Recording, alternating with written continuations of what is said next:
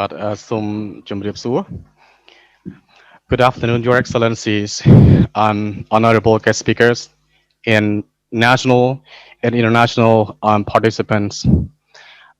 So today is the last day of the conference, the 23rd of December, 2020. Even though the conference almost comes to the end, but what is not the end is professional development. Personally, I hope that knowledge and experience shared by scholars and speakers in the conference would be the capital of education that mentors and educator will apply in their classroom or their mentoring. That is important that teachers and mentor will grab what they have learned from 2 days ago and today to use in the classroom or help to improve mentoring in Cambodia. Even though mentoring is the first position, I think that yeah, they will be applied in Cambodia and GPRC New Generation Pedagogical Center have have conducted or have produced like young leaders like mentors in Cambodia for helping reforming education sector in Cambodia. So participants and your excellencies and scholars and guest speakers in this time. So our session will be a roundtable discussion on mentoring in STEM. So this in this discussion we will have co-chairs such as Professor Kim Yeon-soo from Korea and Dr. Professor Janrat from Cambodia. So they both will be our co-chairs in the discussion. So in the discussion, we will have our panelists. That are scholars and guest speakers from Cambodia and around the world for joining in discussion. So our panelists are Professor Jean-Francois from Canada, Dr. Genaro Japos from Philippines, and Professor Do Tin Lam from Thailand, Dr. Daavid from Finland, and Dr. Katherine Prammer from the USA, and Mr. Stanislas from France. So right now, please join me in welcoming co-chairs and panelists to join roundtable discussion on mentoring in STEM. So I would like to give the floor to the co-chairs and panelists for our roundtable discussion. Okay, please welcome. Okay, thank you. Okay. Thank you, Dr. Samchand. Good afternoon, all our colleagues. Nice to meet you. Okay, today I wanted to some kind of to the more developing our conference. We will is to the more closing the day.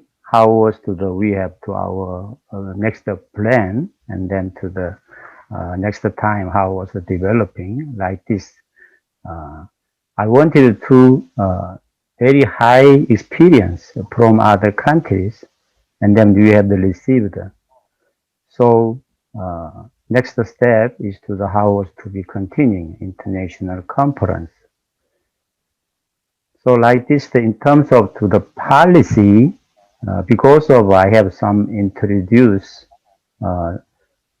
Minister of Educations, they are planning to developing our STEM education and to the teachers, the mentoring program.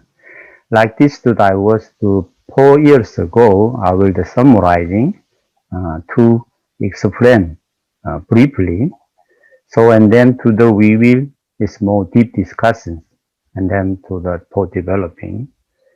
So like this to the we will co-sharing is to the Dr. Chan.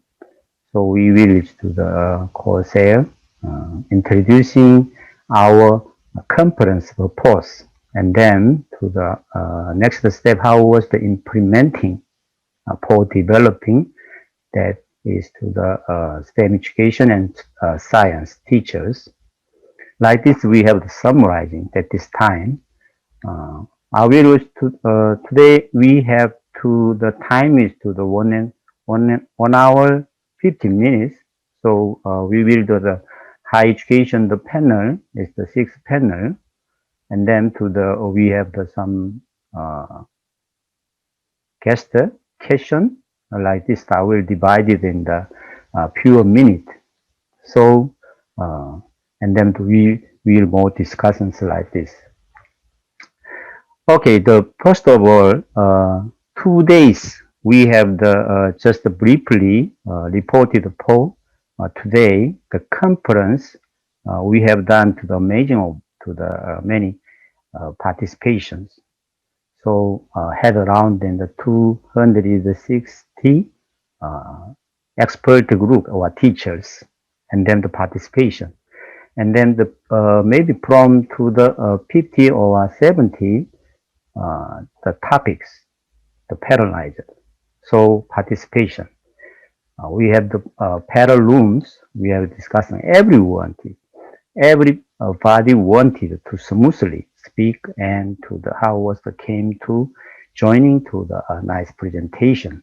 So and then to the we have checkbox. We have received some summarizing like this during the presentation. And today we have to receiving that is the presentation. I was to the summarizing before to the preparing for developing that is to the project in Korea. So I can briefly to the explain. That is to the our topic. We have the first time is how was the developing in STEM education. Second time is to the how was to implementing. That is to the STEM education or science teacher and existing teacher. And then third is to how was supporting international cooperation and other country supported the money, the budget, and then to the we will to be continuing. That is to implementing like this. I will divide. So let's so today many to the high education participation our to higher maybe I think that is the higher opinion we have our to the teachers or to pedagogy side or the mathematics, science and education. Like this, many kind of the area we have to all kind of the world. Our to the colleague, we will to the co-sharing. That is to the topic, and then to support to Cambodia. So we will to be continuing. Will be contribute. That is to the STEM education part. Okay, I can showing to the summarizing that the time is reduced. I will the focus topic briefly, few minutes to explain, and then I will to asking give to the high opinion from to our other countries. Dr. Chan is coming or not yet? Okay, I can showing to please. I can showing to just a minute. I hearing show.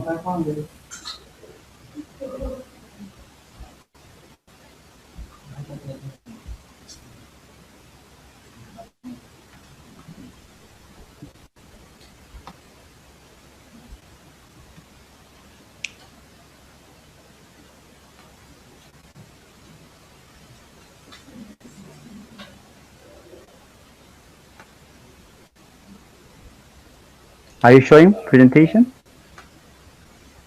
Yes. Okay.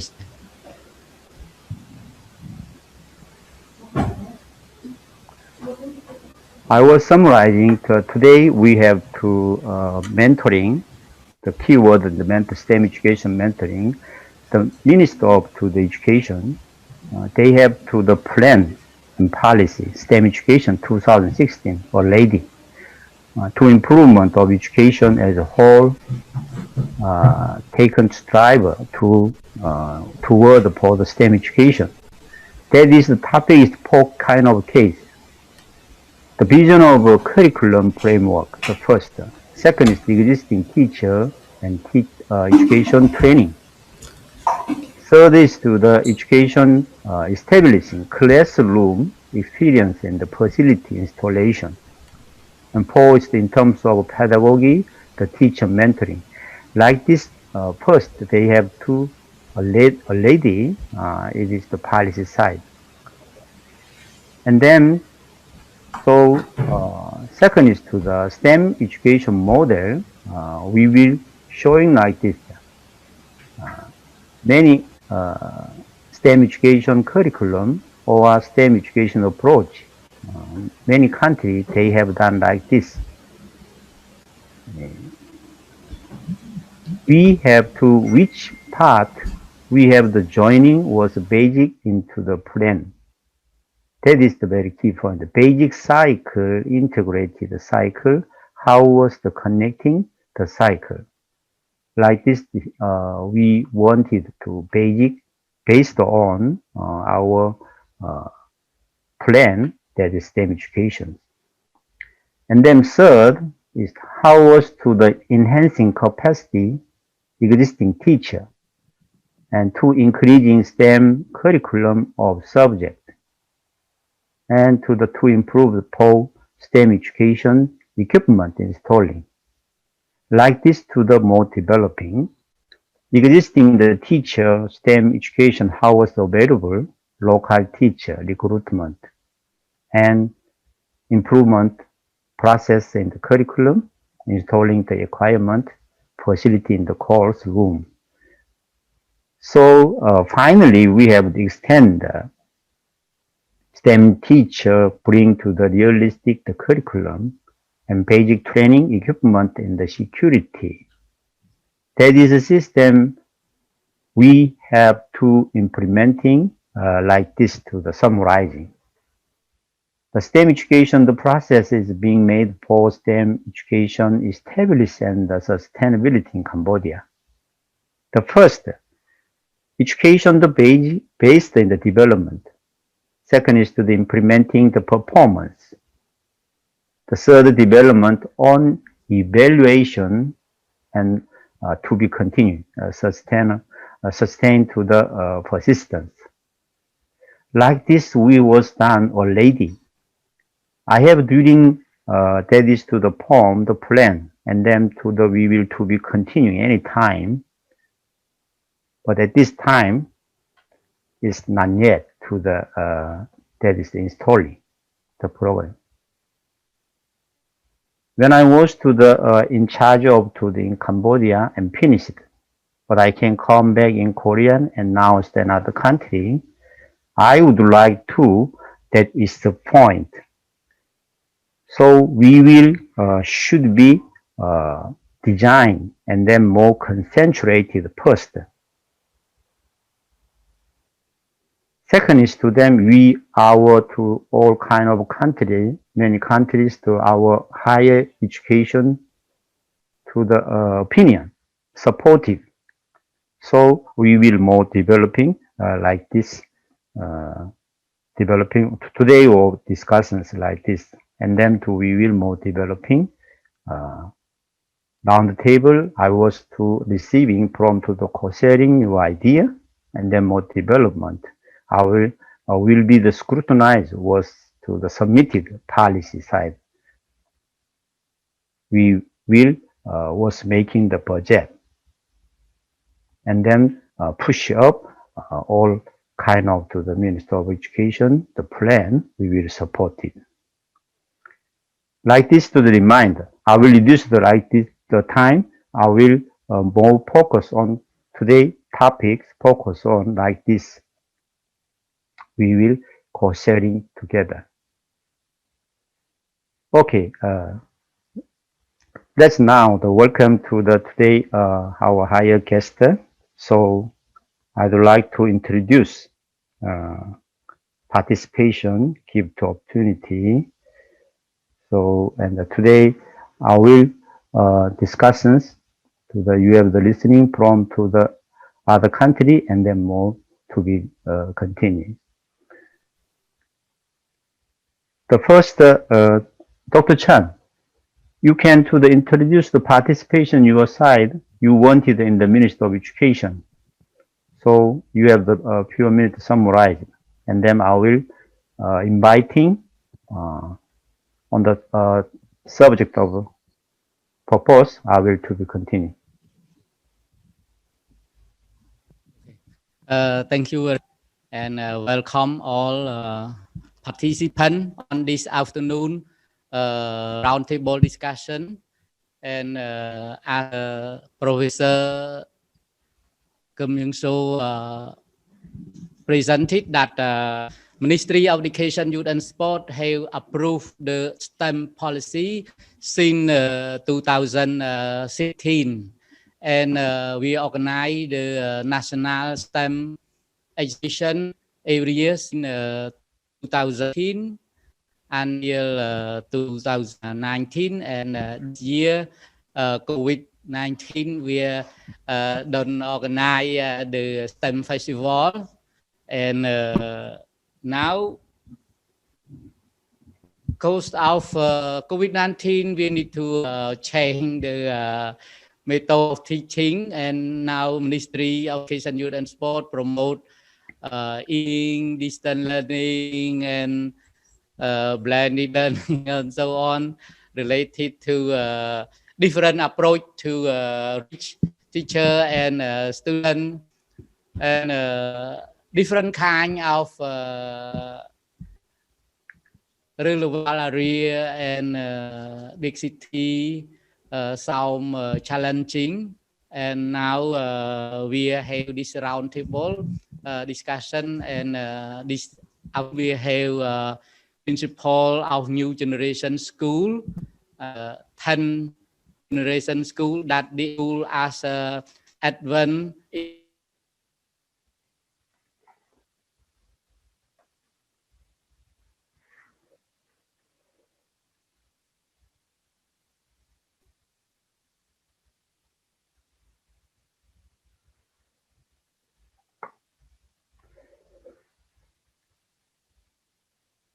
Okay.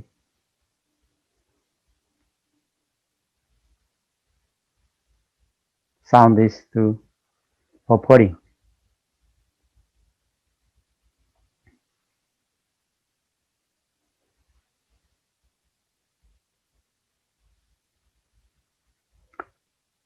Sound is purporting. To call for cooperation and implementation, because we are all so young and now experience or STEM education, and why we need to international cooperation and so on. And please come to connect with us, and we are welcome all kind proposal and project to cooperation for. Okay. Dr. Chan, I will receive the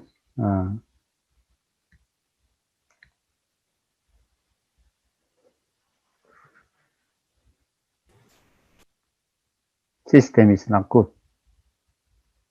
Okay, I will receive the to be continuing. Let's welcome who are going to talk to us today. We have the presenter. I will introduce our presenter, Professor Genaro Japos from Philippines, and to the Professor Maitree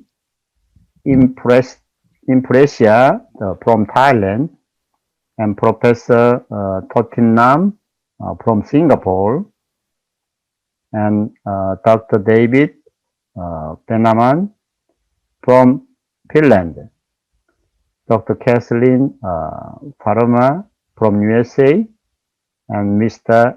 Stanislas Kowalski from France. Like this, the many other countries, we will to the participation. Welcome to participation. Thank you very much to us. We will join together. So today, I will to the today inviting the first.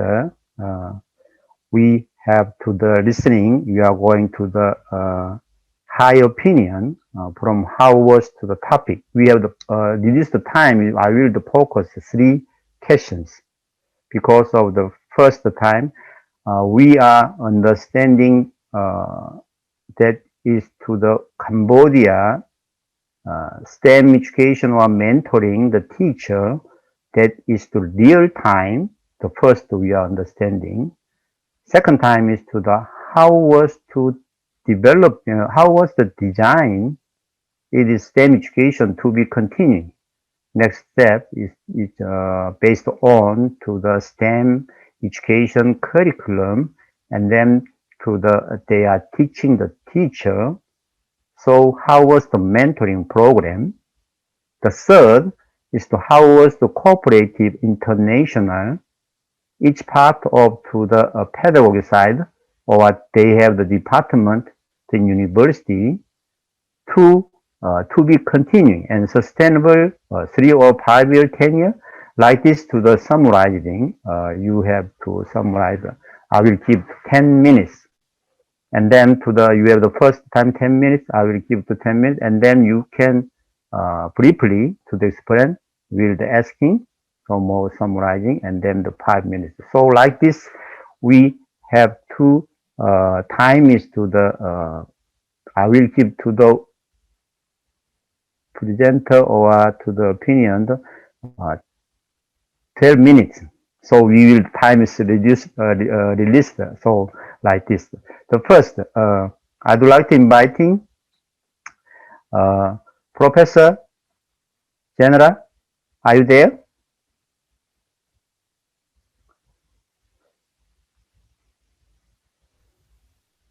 Not here? Okay. So I will list to the another some Professor Maitree, Inprasitha. Are you there?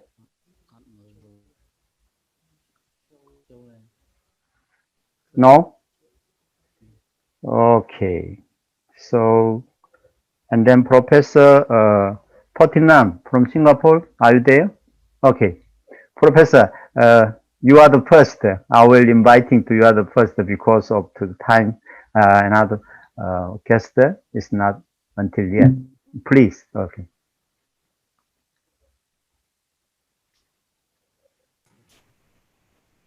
Sorry, can you hear me? Yes. Because I couldn't hear you very clearly, very, very soft. Something wrong with my connection. But if you can hear me, I'm okay. Okay, maybe. Okay. Are you okay? Okay, thank you. Thank you. Welcome. Okay, regarding, sorry, I just looked at the schedule. So this is the roundtable discussion on mentoring in STEM. Maybe, first of all, let me talk about this STEM in Singapore. I'm aware that in South Korea, in Thailand, and in fact in our neighboring countries around Singapore, there is such a thing as I think such a subject as a STEM subject. But in Singapore curriculum, if you were to look into our Singapore curriculum, there is no separate subject called STEM. Basically, the approach of Singapore is actually very, very different. As in, we don't really focus on STEM as develop a STEM as a subject, because the STEM as a subject, STEM, the word engineering, frighten many people off. So that's why in the Singapore approach to STEM is that what we do is for each of the curriculum, for each of the subjects in science, in mathematics, and in we try to infuse all the technology, and we try to see the the interdisciplinary connection across the different subjects. I'm more familiar with mathematics. Perhaps I can just share with you.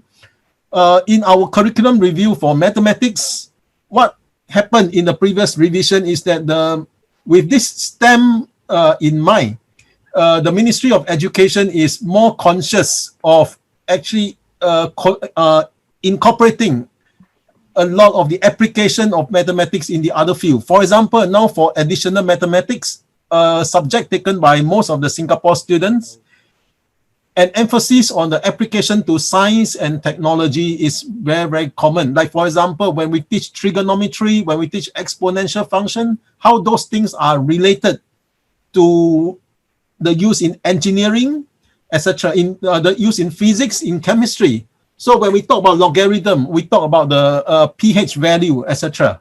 We talk about the measure of the earthquake, which is a logarithmic scale. All these things are being infused, but we do not have a separate subject known as STEM. I believe the same thing actually happens in physics as well. But all the subjects in the school curriculum, there is an emphasis on technology. For example, in mathematics, we talk a lot about computational thinking now. Computational thinking, and we talk about coding. So this is the new direction that we are moving forward in each of the subject. There's transcending across the individual discipline itself. For now, our top thing in mathematics is how to introduce coding and computational thinking into this subject called mathematics. And of course, this new approach in Singapore, if you're talking about mentoring, we have a generic mentoring structure, as in all the teachers, all the new teachers, when they are in schools, we have a mentor scheme for them. That means teachers who are posted in schools have several tracks. They can choose the leadership track, they can choose the teaching track. And of course, there's a specialist track, which is on research, which I do not want to talk too much.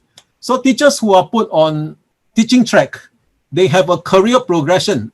Eventually, they move towards senior teacher, lead teacher, and master teacher. Master teacher is the pinnacle of the teaching career for those who are on the teaching track. And they provide, they are the mentors. They are the mentors for the more junior teachers in the subject itself.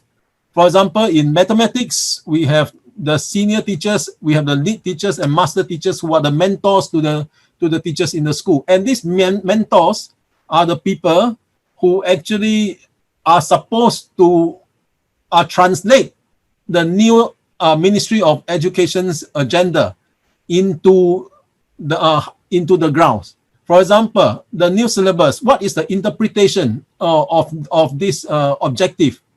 And how should these things be translated? How should these things be translated into classroom practice? So all these mentors, they are involved in all this work, linking, they are the bridge between the Ministry of Education and also the school practicing teachers, especially the junior teachers. So all the teachers who are posted to the Singapore schools, they are put across this mentor scheme. The mentors come from different level, can be just their reporting officer or somebody of the rank, or it can be up to the rank of these master teachers. Master teachers and lead teachers work across different schools. They are not bound by schools. So each of the master teacher could be a mentor of one whole group of teachers from a whole cluster of schools.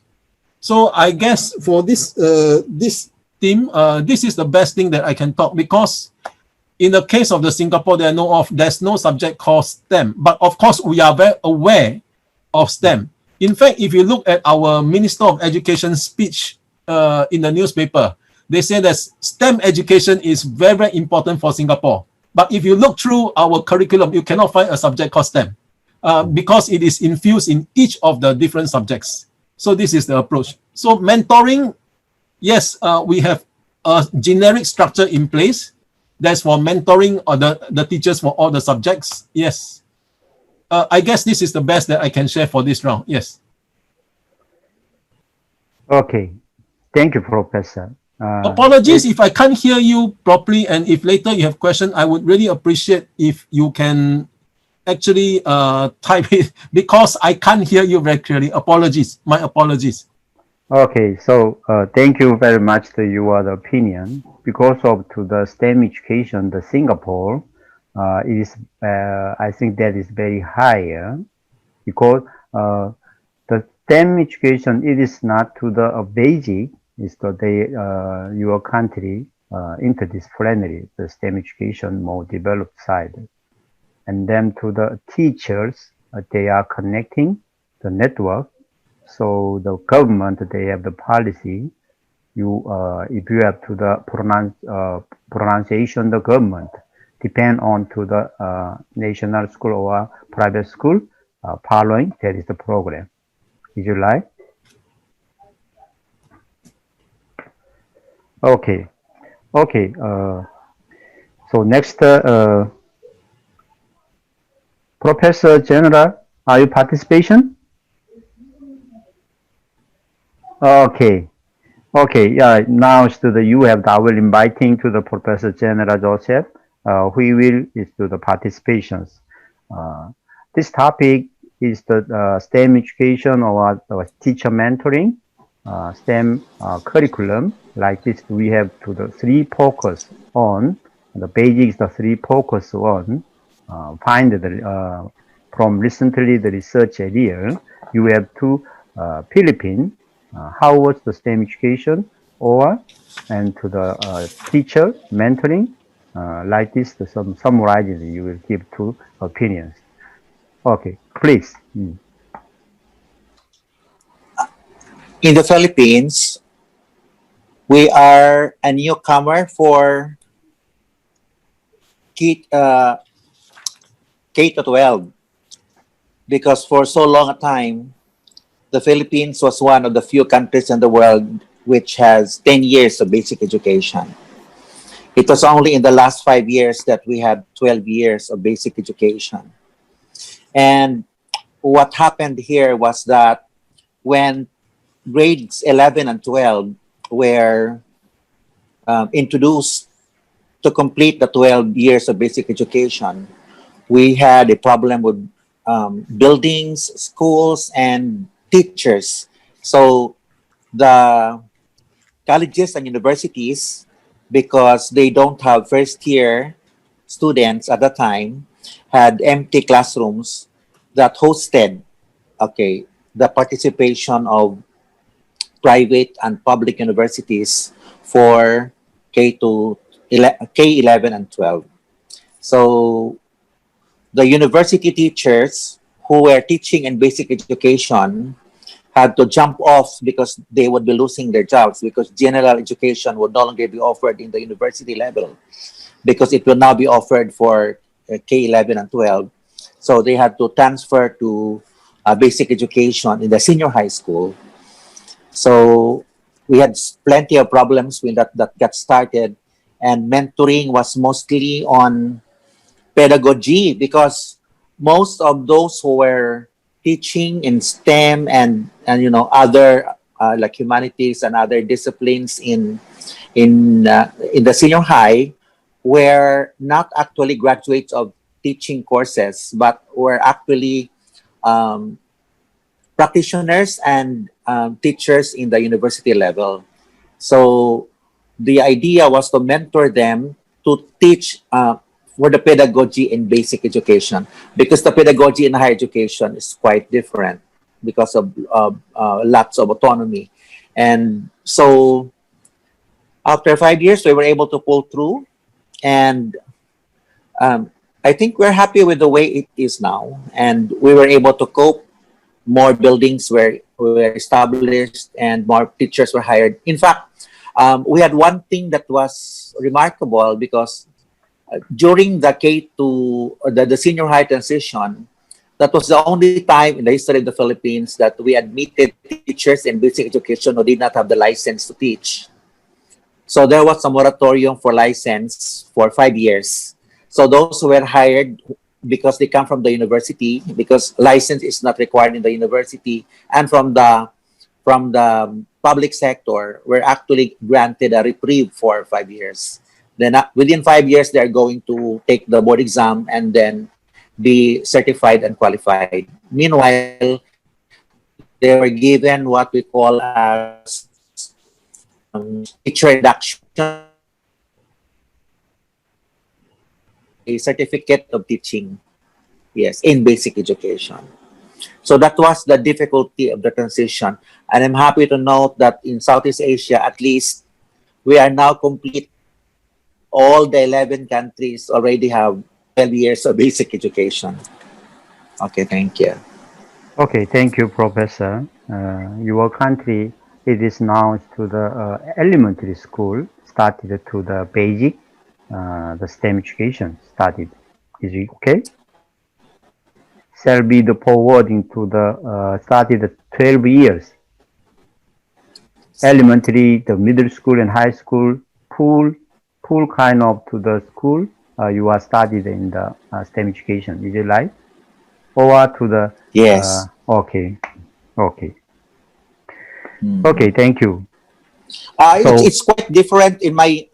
There's one thing that I'd like to explain a little bit, that in the Philippines is unique because we have colleges and universities which offer complete courses, programs since kindergarten, nursery, kindergarten, and then preschool, elementary, junior high school, senior high school, and then university, and then master's, PhD law. All of these in one college or in one university. Because outside of the Philippines, universities do not offer basic education. They only offer tertiary. Operating national or private? Operating the supporting to the Minister of Education, national has national school or private school, both sides. But for public schools, the universities of the public school system no longer offer basic education this time. Okay. Only the private school. Thank you. Okay, thank you, Professor. Okay, we have the one more after the guest. We have the listening after to the you have the few minute commented. Okay, I'd like to next guest. Professor Maitree is coming. No, and then we have to Dr. Daavid. Okay, I would like to call to the Dr. Daavid. So he will is now join to the is to the very real time in Cambodia on situation. So and then to the now to the he will give to how was the design is more better. Please your opinion is to the design and then to the commented. Thank you so much, everyone, and thank you for having me as part of this panel. Firstly, I apologize if there's background noise. That's why I'm trying to keep the microphone clean. Just to start, so my name is Daavid Väänänen, and originally I am from Finland, but indeed I'm currently working in Cambodia. I'm a technical advisor for an NGO, Kampuchea Action to Promote Education, particularly focusing on digital education. And I'm working on a few projects. One of them is a role in the New Generation Pedagogical Research Center, which is a new center based at the National Institute of Education, and also hosting this conference here in Phnom Penh in Cambodia. And I have a couple of other projects working to support ministry, providing ICT support, both as a for the COVID response and recovery program, and also in the improvement of upper secondary education sector. So I'm happy to have this discussion on mentoring, and also particularly in STEM. I think that's very important that we can share these experiences from around the globe and how we can learn from each other. And I think we can then continue this discussion also on the following panel on the international cooperation.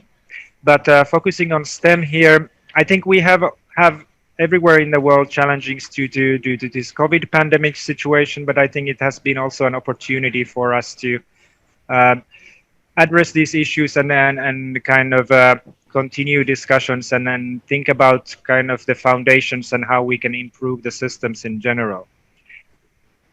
I think what was mentioned from Singapore, the general plans in Cambodia are similar, at least on the level of discussion, and there are some discussions on how to implement those nationwide, particularly what comes to STEM. So in Cambodia also there is no subject as STEM, but we are working on integrating STEM into or interdisciplinary aspects into the subjects. And indeed we have components like computational thinking and coding that we are actually discussing on what are the best ways to implement or integrate this kind of more holistic approaches into the education in a more widespread manner. So one aspect I can mention is the mentoring program at the New Generation Pedagogical Research Center. I think Stanislas Kowalski, Mr. Stanislas Kowalski, will be talking more about the program itself. I've been supporting particularly the ICT in education stream, and that's where we have introduced topics on computational thinking. So firstly, kind of integrating with other aspects. So how not just about the technology, but how the technology relates to pedagogy and what are the objectives in the classroom teaching, and then thinking of how technology can support to achieve those objectives. So that's specifically focused on ICT aspects, but ICT, so information and communications technologies, and that's one way to in Cambodia how we are integrating STEM, discussing to ICT. ICT is a subject in core curriculum, and there's reforms in the ICT curriculum at the moment, and there are some challenges in integrating that in at schools. But so some of the ideas is to integrate things like computational thinking through ICT education. So not just the technology, but kind of how we can improve our thinking and doing processes also, that kind of takes some ideas from STEM, some scientific methodologies or scientific methods and processes, and also processes in the computation and how the machines process information. So one aspect is directly related to mentoring. So we have this component in the Master of Education in Mentoring program. And again, I think I will leave more details to Stanislas Kowalski to explain about the mentoring program itself. But that's the way we are working on integrating these ideas through mentoring and school-based mentoring, and having a program that is supported by the Ministry of Education. So it's a very high-level master degree program. So you have professional mentors that will be then sent to schools and then providing support at school level to the teachers. So that's one aspect that we are doing, and I think leave the details for Mr. Kowalski. Other aspects that kind of addressing the challenges that are hard to do in the classroom setting. We are also working on projects on how we can provide supplementary or additional options. So we are also working on club activities and after-school program activities. So basically, what is not possible for due to different constraints to be done in classroom, we are thinking of different ways how we can augment and provide that opportunity to students to have access to STEM and this kind of computational thinking that might be difficult to do in a classroom setting. So we are working with the ministry on setting club activities and after-school programs that could complement the curriculum in ways that are hard to integrate in the core curriculum. And we are discussing this type of after-school programs with the Ministry of Education, but also then how we can link the formal and informal education. So having community-based approaches that are available to everyone in the community through informal sector, but in the way that is linked to the formal sector education and kind of augmenting and complementing the formal education. Again, in the sense that what are challenges in the let's say public schools and even with the after school programs, then how we can provide that opportunity to students and even kind of promoting lifelong learning also. So at any age, in fact, so how the people at the communities could have access to this kind of ideas and opportunities to enhance themselves and improve the communities. So we are working also on linking this with community-based programs. Yeah, I think that's there's a lot of things I can discuss, but I wanted to just give an overview here, just on what I'm working on and what are the ideas that we are working on, and then we can have a more detailed discussion afterwards. Thank you. Thank you, Dr. David. He is speaking is I think that is the real time. He will all understand it because of Cambodia. Which point is it is not existing informal. Formal and informal, it is not existing. That is the key point. So, and then to the next step is to the engineer, all kind of to the teachers. It is not engineer part, they cannot to the concern until now. For the STEM, is the education part. If you have we are the STEM education, we are concerned is the engineering part is very important. Okay, we will be continue more developing the argument, and we have the more discussion after. Thank you, David. Thanks again. Okay, now is to the I have the inviting to the Matris. Professor Matris, are you coming? No. It's not yet. So okay. Now next, Dr. Katherine, if you are the first, is to your opinion, and then to we are the listening from to the USA. USA is maybe I think that is the very higher STEM education. We have the high opinion from to the Dr. Katherine. I'd like to calling to Dr. Katherine. Please, you have the opinion is to give to us.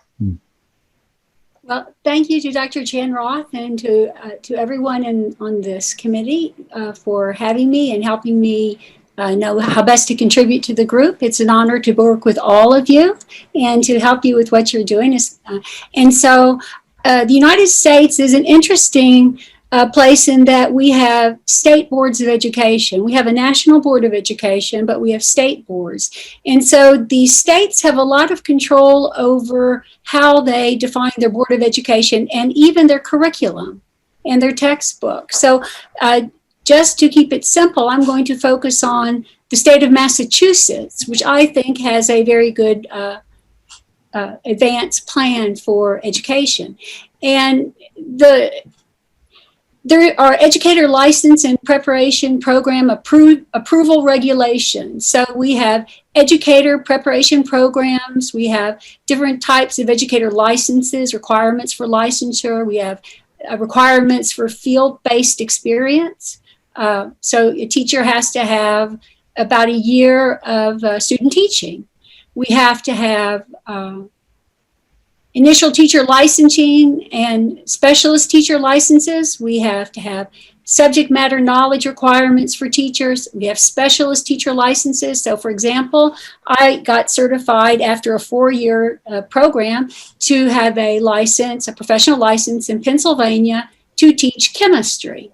If I wanted to teach physics, I would have had to have taken a different set of courses, and I would have had to do my student teaching for a year with mentors in physics. There's also licenses and routes for administrators. There are professional standards for administrative leadership, professional support personnel licenses. For example, if you are if you're working with children with IEPs with individual education plans, you need a special license for that. There's also standards for induction programs for teachers, and standards for induction programs for administrators. And so it's quite complicated. We also then have standards for mentors. So the role of the mentor is very important and is well defined in their rubrics for expectations for the mentee and the mentor, and the types of activities that would be considered appropriate for them to get their license to teach. Okay, so that's an overview, and I can put in the chat box a link to the Massachusetts set of licenses just for your information. I'm not saying it's the best, I'm just saying it's a comprehensive set. So that's for Massachusetts Department of Education. Then the next question then is, how do most states plan for mentoring in STEM, or how do they develop a STEM program? One very common program that's being used across the United States, which is also an online program, is the Carnegie STEM Excellence Pathway, which is a program which gives the individual school system control over what they find is relevant. So a school in a rural community would have a different focus in STEM than a place that has a big industrial base, because the jobs and the focus might be in one place and more related to improving agriculture or improving management of food sources and so on. Whereas in the other, it might be related to water treatment, pollution for water treatment, or, there are different real world issues that depend on the school. So the Carnegie STEM Excellence Pathway program is very general, and I can drop a link into that also. Actually, what I could give you is the one which we developed in Cambodia with Dr. Chan Roath in 2019. And then in 2020, I went to America and I took the $2,000 course, and I became a certified provider for the Carnegie STEM Excellence Pathway. And they gave me all the material, and we did the program. And to the extent that we could, at that point, we tailored it to what we felt were the relevant issues in Cambodia. And the thing about the STEM Excellence Pathway is that it's an iterative process. So you look at where you are, and you say, what are my goals, and what are my 3 priorities? And then you have change throughout a school system or a province based on peer mentoring for that set.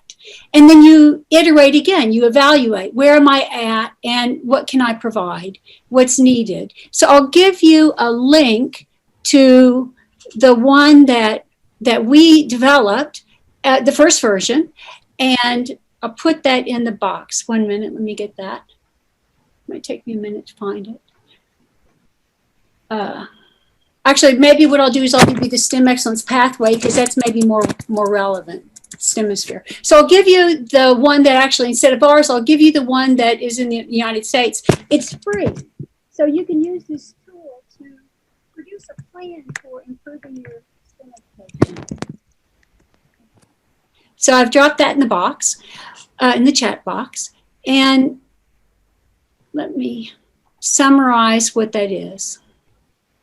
1 minute, please. Okay.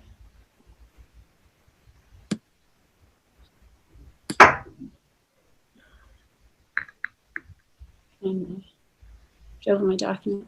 So the STEM Excellence Pathway basically gives you the ability to plan around 6 action items: teacher qualifications, curriculum, instructional practices, assessment and demonstration of skills, family engagement, and real-world connections. And for each of those areas, you can create your own levels, beginning up to leading, and define for each level the criteria that would indicate that you had met that. So you would, for example, for mentoring, which would be section 1D, for peer mentoring, you might say that you are progressing if your educators meet at least twice a year in STEM mentoring, with a regular meeting, teacher observations, online discussion forums, professional development, or curriculum analysis, and that a teacher would discuss and work to improve the curriculum, instruction, and assessment, and they would put in place mechanisms that are recognized by the institution. And then a leading level might be that the educators engage in at least monthly formal STEM peer mentoring that allows educators to discuss and work to improve STEM curriculum, instruction, and assessment through a professional learning community. So you evaluate along that trajectory where you are, and then you find your obstacles, your challenges, your human and financial resources, your commitment, your scheduling, and taking all of that into account, which is very much school specific, then you write for 3 priority items your SMART goals, which are specific, measurable, attainable, and so on. And you assign to specific people specific roles, so that way you can then measure success at the end of the time period. So that's the STEM Excellence Pathway in a nutshell. Then the next question was related to implementation. And so I was at a school, a private school, for a year working on integrated STEM for a group of Cambodians that had at each grade level a range of abilities, a range of backgrounds, and a range of awareness of the curriculum. So there's a differentiation was required.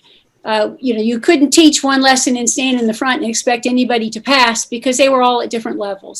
So the goal that we put into place for the STEM integrated program that I developed there was to use daily formative assessment. And because I was working with 400 students, and because I wanted to have the data managed very quickly for teachers, I chose to use ZipGrader, which would allow me to then give them higher order thinking skill multiple choice questions. And I could do different ones in the class depending upon ability level. And I could scan it very quickly with my phone and get a grade for the whole class. So if the students...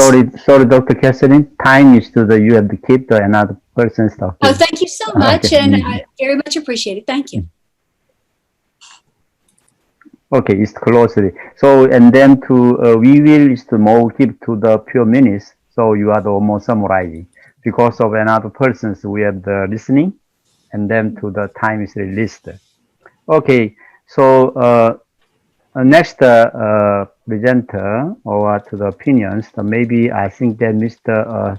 Stanislas Kowalski, he is working into the NGPRC. Maybe I think so is he will is very appealing to the real time. Is to the idea. We will now to the planning. It is more better.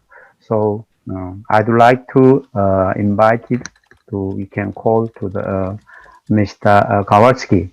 You are the feelings to the NGPRC, how was it developing? It is more better, you are to give the ideas. Okay, please. So I'm Stanislas Kowalski. I'm the mentor of NGPRC in charge of curriculum design. So NGPRC is training mentors, school-based mentors, as Daavid has mentioned already, not just for STEM, but for all the subject matters. STEM being a priority right now. But we also train mentors for social sciences and also for primary education.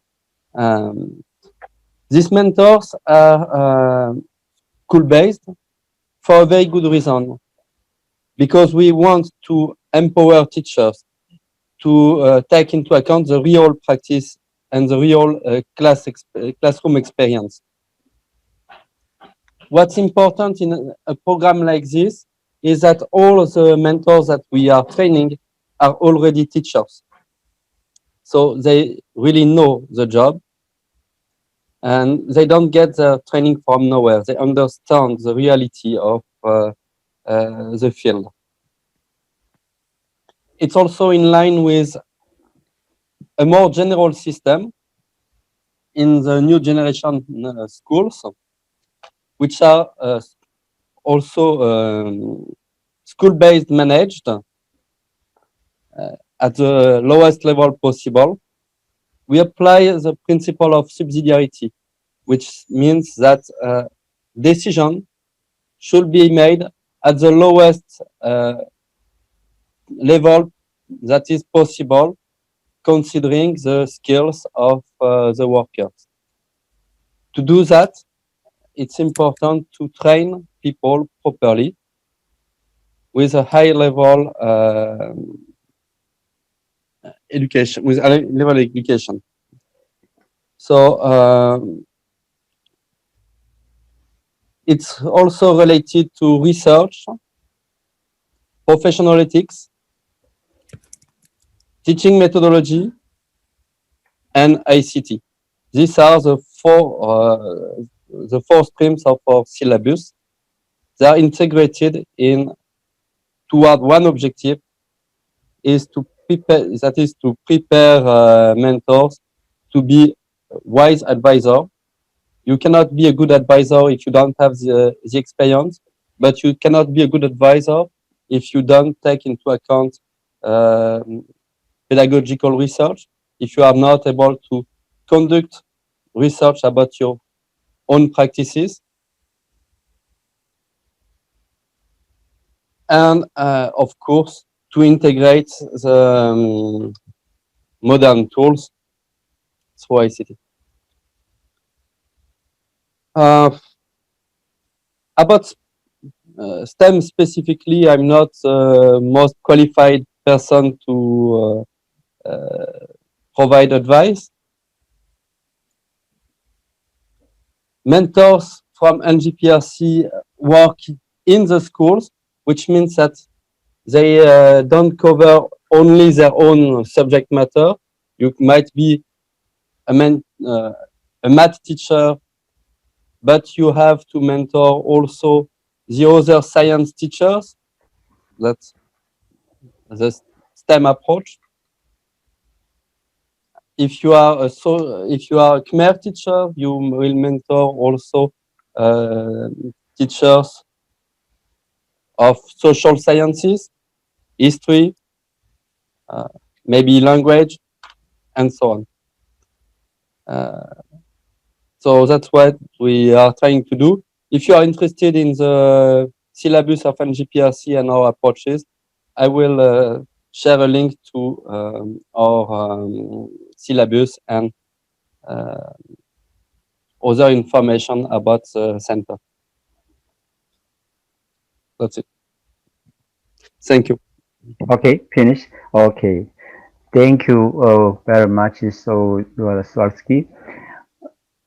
He is to the, maybe I think that he is to the stay, now is to the, he is to the opinion is very important. I think so, I will agree. Because of the first time, we needed in the setup, how was to the setup, that is the ICT, or some kind of like this, the first. Second is to them, who are, is to the inviting, and then they will to mentoring the method like this. Okay, I have the one more inviting to the final, the from Thailand. Professor, are you coming or not yet? Okay, so okay, we have two many kind of the questions. We have the listening the question, and then I will give two time is to the it's not enough. Maybe to the I will to per presenter I will give to 2 minutes, and then to I have look at see checking the box. The first. By the Minister of Education strategy to STEM education since 2016 till now, STEM still is the narrow policy school to teachers understanding. How do we push to implementing STEM? And then to the second is to the question box. STEM education be able to apply only with the STEM teacher to other teacher who have different subject matter of to STEM can apply in their actual classroom. Yes. And then to if you have any questions, please drop in. Okay. It might be the okay, like this two kind of the question is key point. How was the policy side, and then to the how was the classroom are connecting.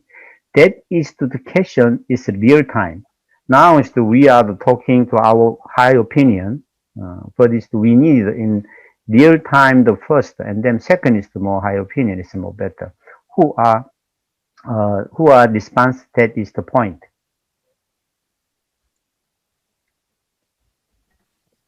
Maybe Kathleen? Maybe Okay. Oh, David? Okay. maybe I first. can just briefly respond to some from my experience or background. Indeed, I think both questions are quite interesting, and indeed, there has been, as I mentioned, a lot of discussion about STEM integration into the education in Cambodia, and we have policy frameworks and a lot of discussion around those. But indeed, as mentioned in the question, that there are challenges to actually get that implemented at school level, so that's and at school level, and then directly at the teachers. So how we can? So question is really how we can empower the teachers to be knowledgeable and able to apply these ideas and methods. So it is a process, and I think it's kind of what Katherine mentioned about the STEM excellency pathway, and the kind of drawing on those experiences, so she can continue on more on that approach on applications of that in Cambodia. But I do agree with the idea that it is a process, and you have to kind of start where you can, and that's one of the ways what we are doing is through this mentoring program. So we have established a master degree program on mentoring that is supported by the ministry, and we are, as Stanislas just mentioned, that we are providing those overview of these new approaches and ideas from STEM, and around that through this program, and then the mentors who graduate from the program are going back to the schools and then provide that support at school level, and continuous professional development at school level.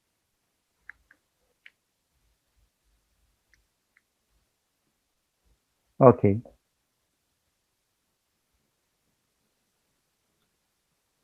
Mute. David?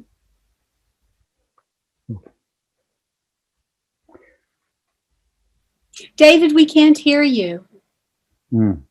Oh, sorry. Thank Okay. you. Okay. Okay. Okay. Okay. The next question, so to the around the global, to what specific criteria or requirement that to the mentors can be considered to commitment enough to guide to the mentees, special or for STEM education. Kathleen, you can the discussions you are receiving.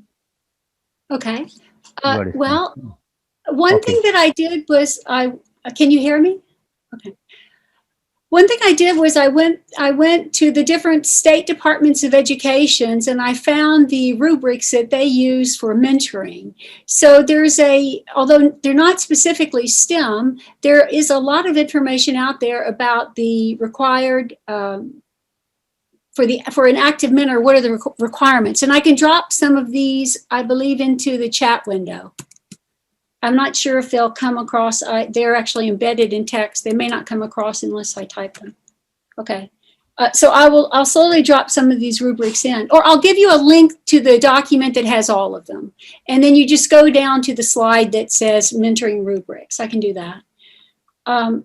This happens to be a slide deck which was used in the workshop that I had. So teachers are contributing to this set their comments about STEM education.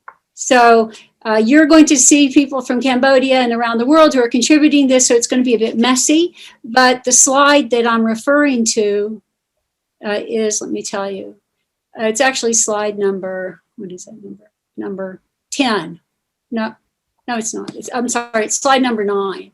So that has a list of mentoring rubrics. That is what you're looking for in general. For STEM, there is also a very nice collection of documents related to how we see science differently now than we did 10 years ago.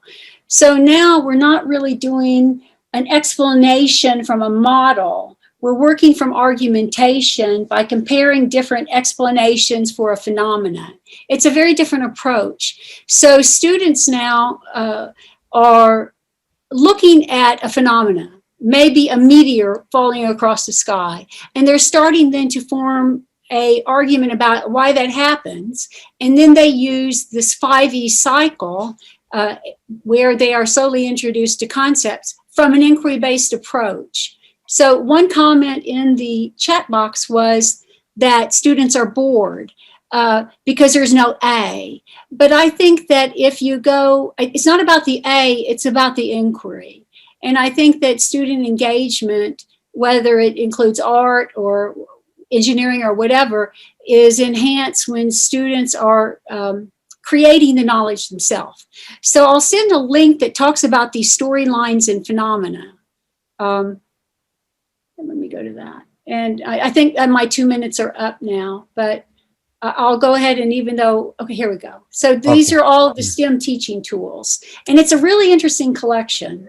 Okay, Kathleen, we have Yes, to the development argument because we have the time is reduced. The keyword you can to the introduce is more better because of now is to the hour to the in the high education or all participation they know is the some kind of level. So and then the development argues and then the adding the point how was qualifying like this is the click. So the shortly to the explain and then another country give two opportunity. Okay, so next I didn't understand a word you said, sorry. okay, yes. So and then to the Professor Maitree, are you coming or not yet? Okay, so and then I'm so sorry, Professor. So we have tried to contact him, but maybe internet connection unstable. Okay. So we're so sorry. Yeah. Okay. Thank you. Okay. So Professor Genaro, you will the summarizing few minute. So listening from. Oh, okay. So Professor Tottingham, are you there? Okay. Yes, So yes, many, I'm here. oh, Yeah. okay.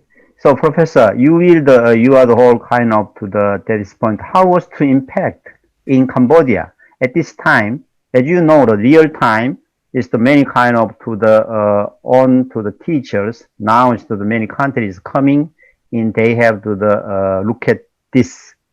How was the step by step first and then second is third.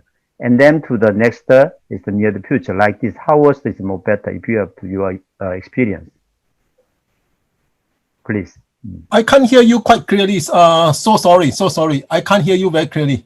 Okay. So and then to the now is to the real time to Cambodia. How was the impact? The STEM education and science teachers mentoring. We will give the opportunity some kind of the more design. That is the key point. Actually, okay, from my perspective about this STEM education, pardon me, I may not be able to answer your questions directly because I may not be very familiar with the whole system in Cambodia. But my whole idea of this STEM education, when I work with teachers from several countries about STEM, they are most concerned when we talk about STEM. There are many different definitions of STEM. But this STEM education, the concept of STEM seems to frighten many teachers in some countries off because of the word engineering. Yes, perhaps I guess one thing that we actually think that the focusing part should be on developing the mathematics and the science education to slowly to review the curriculum and to see the interdisciplinary nature of these subjects and how to incorporate all these things. I guess this should be the first step, and the teachers' professional development should be based on that, rather than starting off with something called STEM as a new subject that makes it very difficult for most teachers who are even unwilling to start. Why not try to beef up on the science, on the mathematics, and the infusion of technology. Slowly, we are moving towards STEM. One definition of STEM is that at least you infuse at least 2 or 3 of the components of STEM. Okay. Yes. Okay, thank you. Yes. Sorry for that. Yeah. Okay. Thank you very much. You asked more clearly. We need it in Cambodia now is to the small to the set up. It is very important. Science and mathematics studied, and then to the more extension. So engineer and social science like this to the more extensions. Okay. Relevant to understanding of STEM education to the curriculum. And then second is to the, we have the teacher mentoring. And then how was to the design that like this is more to the concern. And then to the, we have the discussions after to the, we can conduct should be advantage and disadvantages. That is issue. So after finished to our conference, so we will to the some kind of connecting. That is point. Let me another some question. We time is now is to the near closely. So I will give to 1 minute our to the final to the definition. So you have the idea, and then to the final more clearly. So explain is more better. The first who are first. Professor Genaro, he is the next session is to the preparing. And to the who are first. I can, David, you are first. 1 minute. I will give 1 minute summarize. Oh, hello. No, thank you. So I think as I mentioned earlier, I think this is a great opportunity for us to come together and learn from each other's experiences. And so I already made several notes myself on the experiences from the Singapore, from Philippines, from the United States, and I think this is it's a great conversation starter, and indeed I hope to follow up with these ideas and also engage with the more general community. So I hope we will be able to answer the questions in the conference forum, and please. Hopefully we can share our information so we can directly communicate also with the participants and attendees. So I instead of going into other details, I think I just prefer to leave it at that. Let's continue the conversation that we started, and I think the next panel is a great way to also continue on this topic on the aspects of international cooperation. Thank you so much.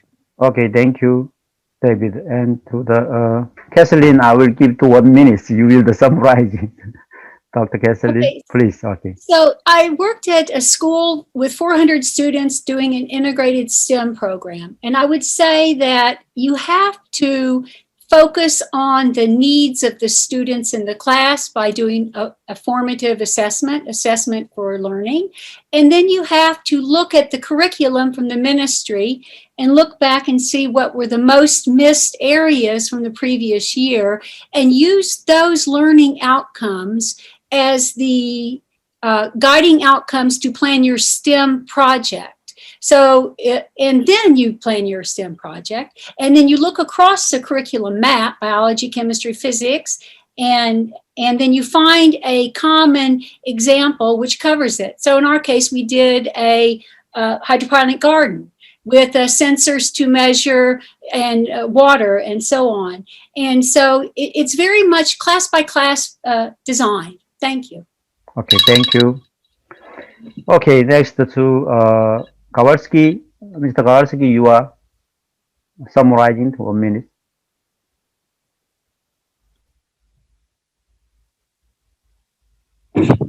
Yeah. What? Sorry, I missed the question.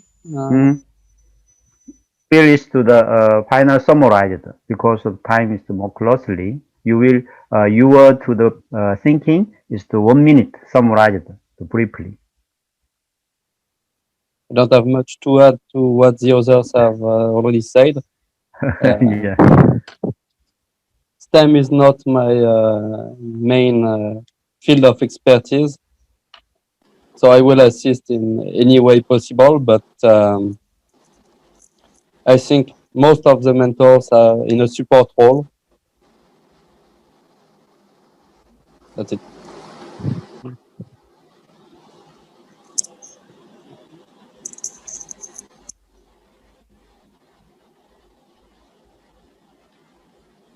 Okay. Yes. Okay.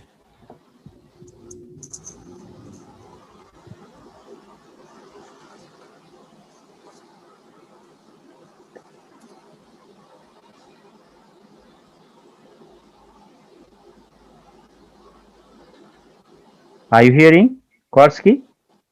No? Okay. Okay. Next. So is the Professor Genaro. Are you there? The final. Yes. I will give to 1 minute. It's time is not more closely. You will comment this more. Please. Okay. Okay. Okay. Thank you for this very interesting cross-pollinating discussion.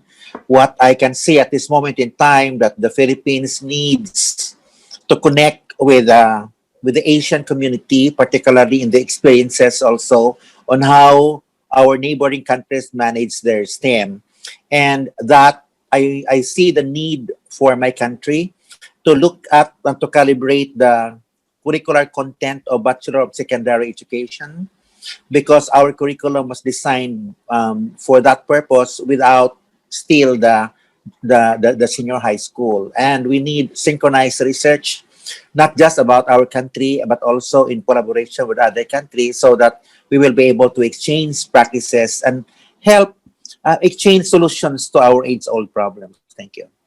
Okay. Thank you. So time is to the more closely. Dr. Chan, you will list to the final mentor. The 1 minute. You Okay. can do 1 minute. Okay. Okay, thank you very much for all expertise to join this discussion session.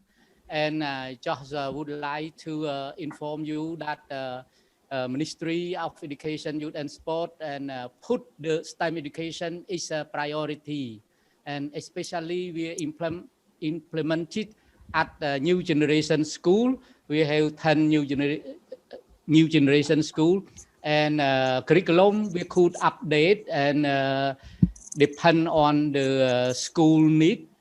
And now in COVID-19 we change almost nearly 50% to adapt the situation that teacher and student really need to distance learning or e-learning, or we develop the methodology of teaching as student center or inquiry based learning, something. And especially we train students to self learning, very important, that if they could independent learning, they could learn successful. And thank you for your kind support and kind cooperation. Thank you. Okay, thank you to all participations. Thank you very much. I will to the 1 minute closing mentor, and then we will to be continuing next sessions, the international corporations, the round tables to be continuing. Okay, participations to all kind of to the high opinions. We have to thank you very much. Join us. I will summarize it all today. Today is to the high opinions. The purpose of topic 3 or 4, or many kind of to the opinion, but we have the more focus in the reduced and left to basically useful work respectively, and the argument concern to the we have to behind the scope of this STEM education, and then to the with reference to argument STEM education, the teacher mentoring, and then to how was to developing the next step. How was the networking on the top of the which are to the NGPRC, which is one of the most important factor. Addition, we also interview with some of the real problem, teacher and leadership of opinion to the intern to the pedagogy side. The further argument to support in the rising STEM education, that is to the more effectively in encouraging moreover many of to the convincing the using.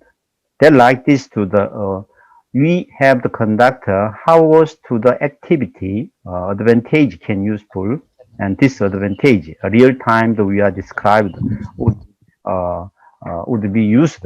Everyone else to the right to provide that we remember this then we can give to teacher and mentoring the right in the mentoring teacher progressive the viewer.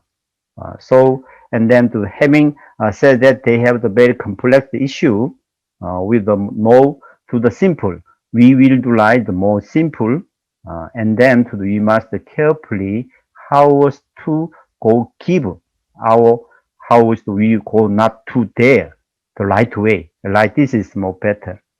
And then to the we have to finally we will anytime like this to worry about many countries professor or some volunteer.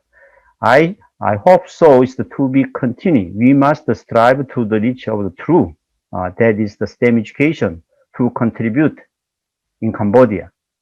So many our people I hope so is to the many to the high professor and to the volunteer many good ideas.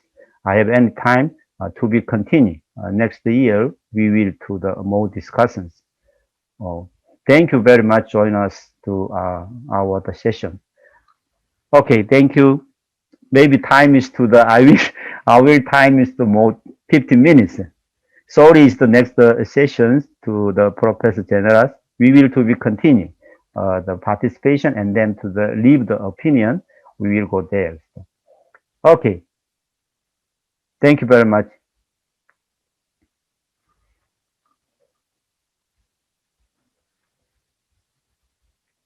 Dr. Sang, you are receiving that is to our session. I'm sorry, it's the Okay. time more released. Okay. No problem, doctor. All Okay, questions thank you so to much. all our member. Yeah. Hmm. We will forward all questions to all our member, IPC member, who could answer. Please answer the next.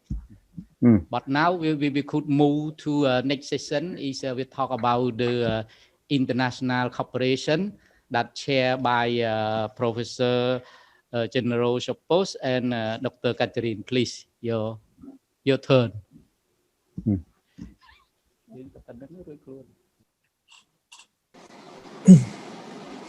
Ladies and gentlemen, good afternoon and welcome to the second round of our discussion on issues related to mentoring, particularly now on international cooperation.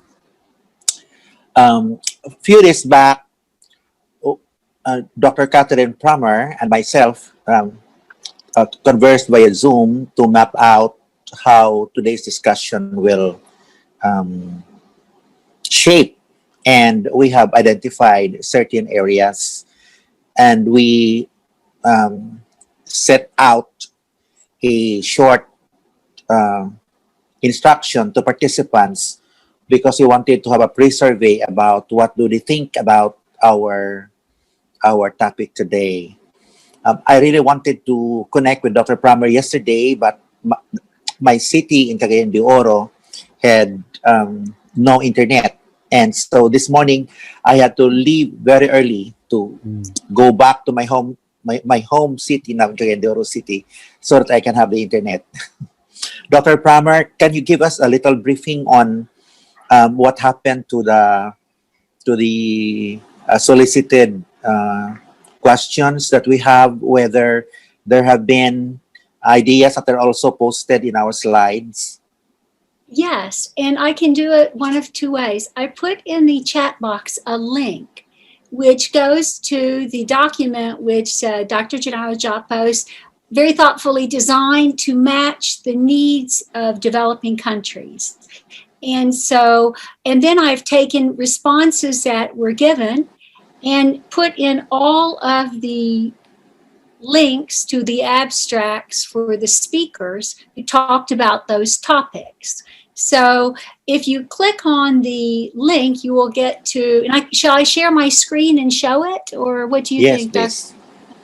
Okay, so I'm Please going to do. share my screen and show you exactly what we're referring to.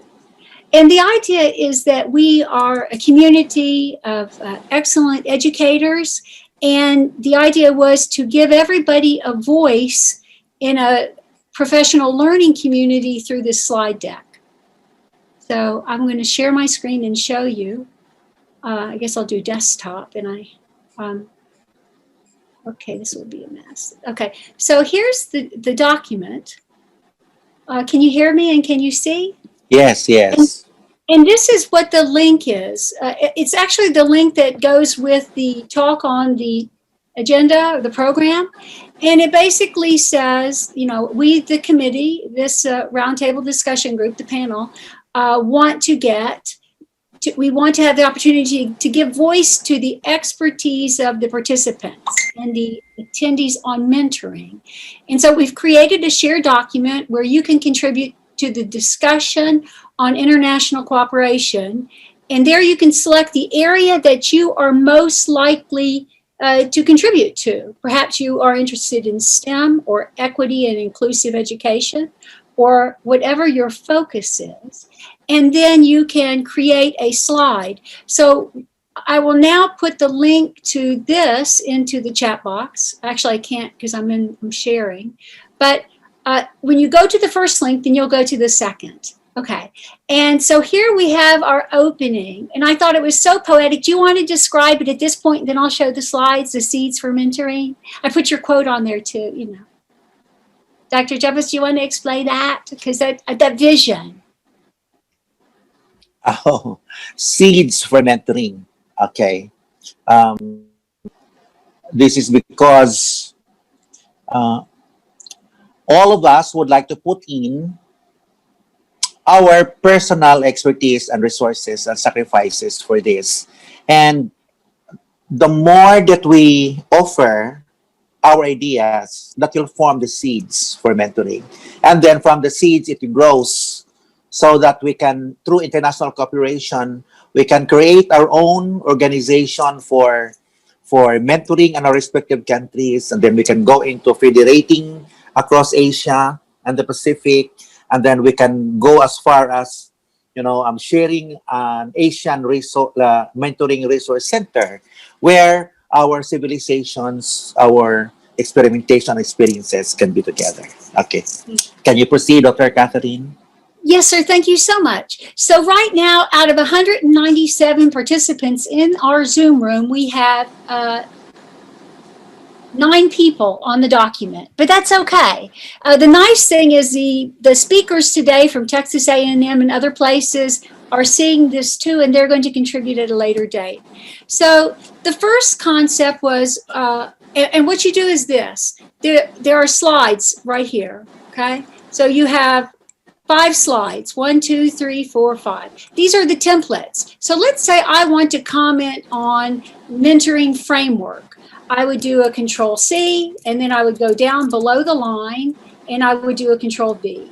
And that would then give me my own copy, and then I can put my name here, Prammer, and my email, at, you know, a1kep@me.com, and then I can, and so on. I can then you can contact me, I can give more information. So let me show you this. So this is how I would start editing. But now I'm going to go to this one, which I had actually entered data on. So this one I've just added. It's new. This one I added data on. So mentoring frameworks. Now, what can you do with this? You can leave me a comment. So I can pick the comment bubble and I could say, please send the corresponding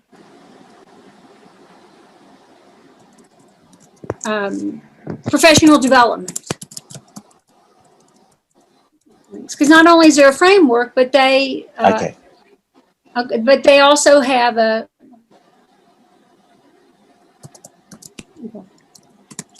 So this is a comment. Okay, so this is how this is used. This then becomes an online professional learning community. So now I've made a comment, and I'm commenting to myself, but I know where they are, so I could then share the information. So this allows us to all not only to contribute, but to comment, to have a conversation, a shared vision. So now I'm going to go full screen because it's, there we go. There we go. So let me go to the next one. So the second one is, the first one is the framework. Please provide a URL of a framework that you value. And also components that you focused on in your research, classroom, or training. We are forming a working group to jumpstart mentoring in developing countries. From what you have done, we hope to try the variation here. Please state if you'd like to lead a research team or to contribute. So there's the first question. I say yes, and then I say Dr. Irby's URLs at Texas A&M must be included, and then I put down these links, and these are all links to things. This is a New York Board of Education guidelines for implementing a district-based teacher mentoring program. You can click on it, and now you can go to the State of New York's complete program for mentoring, initial steps, mentoring plan components, designing the program, and so on. So it gives you, in one place, a lot of information. So the first one was the framework. The second thing was the tools. What tools do we have? These are the rubrics, which I put into the, which I tried to put in the chat box for the last talk. The third thing is mentoring tools. The fourth thing is collaboration on an online mentoring course. So I've put here links from Texas A&M because they gave talks. And if you click on this, you can then go to their talk and you can see the abstract. At some point I'll put their PPT in, but right now I don't have the PPTs in. So you can then see what they're doing and you can get in touch with them if you think that's something that you want to include. The next thing is the international research collaboration. How are you interested? Do you have a framework for doing that? What is an area that you are interested in that would be relevant in the Philippines or in Cambodia? And then the next is the shared thoughts for the round table. What would you like us to discuss? So those are our talking points. We want to talk about mentoring frameworks for international collaboration. We want to talk about mentoring tools. We want to talk about the online mentoring course. And I will say this too, that Texas A&M is in the process of writing an MOU with Dr. Roath, or Professor Roath, to bring part of their online program here. So that is in development at some level. And then research collaboration, and so then we start. So please everyone contribute to this and just grab a new slide, add it at the end. So for example, let's say I want to talk about collaboration on the course. So I do Control C, or I do a copy, I go to the bottom, I do a Control View, there's my slide, I put my name here, and then I'm now in the conversation. This is used frequently in the United States, and what with the comments and then a consensus slide, it's a great way to get student engagement. Okay, so I'm going to stop sharing my screen so we can go back to the talk, and we can now talk about those specific conversations.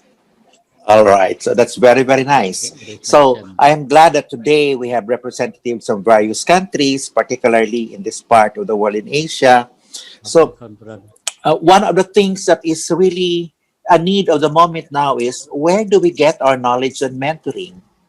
Because as far as the Philippines is concerned, we are more of practice. We lack the research. That is why we are looking forward to being engaged in one. If we can come up with an online Coursera for mentoring, if there are some of us or some people from the West who can create Coursera, okay, an online course that can be accessed by different people who are helping and mentoring, that will be very, very good. And perhaps Dr. Katherine and some other people in NGPRC can create that course, and then we need a partner university so that they will be the one to put that online as part of their Coursera, as some kind of a tool by which people will have common ground, particularly in their knowledge and framework about mentoring. I'd like to ask the representatives who are here today, how do you see that as a possibility, or would you like your country to be engaged in putting up a Coursera? Because there is none I check in Coursera about mentoring. This can be one opportunity, so that many people can access. May I get ideas from other countries? Okay. How about from Thailand?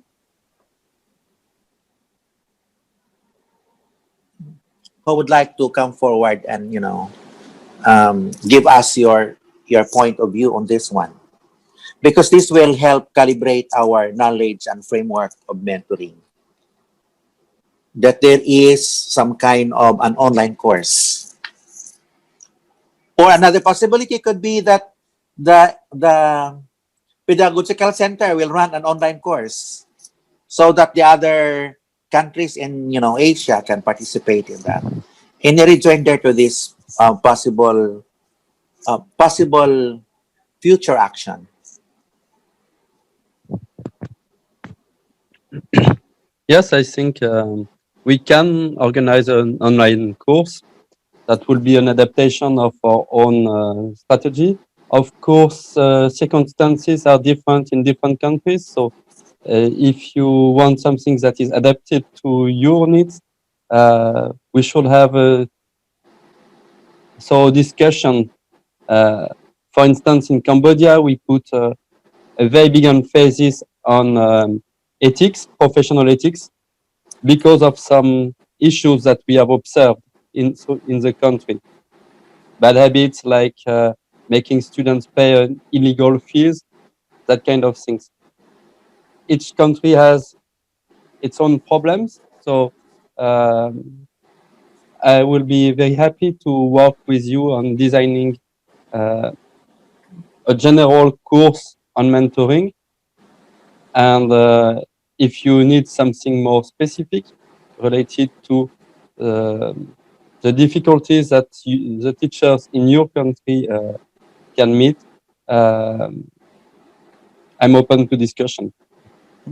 I'm glad to hear that, because one of the possibilities that Dr.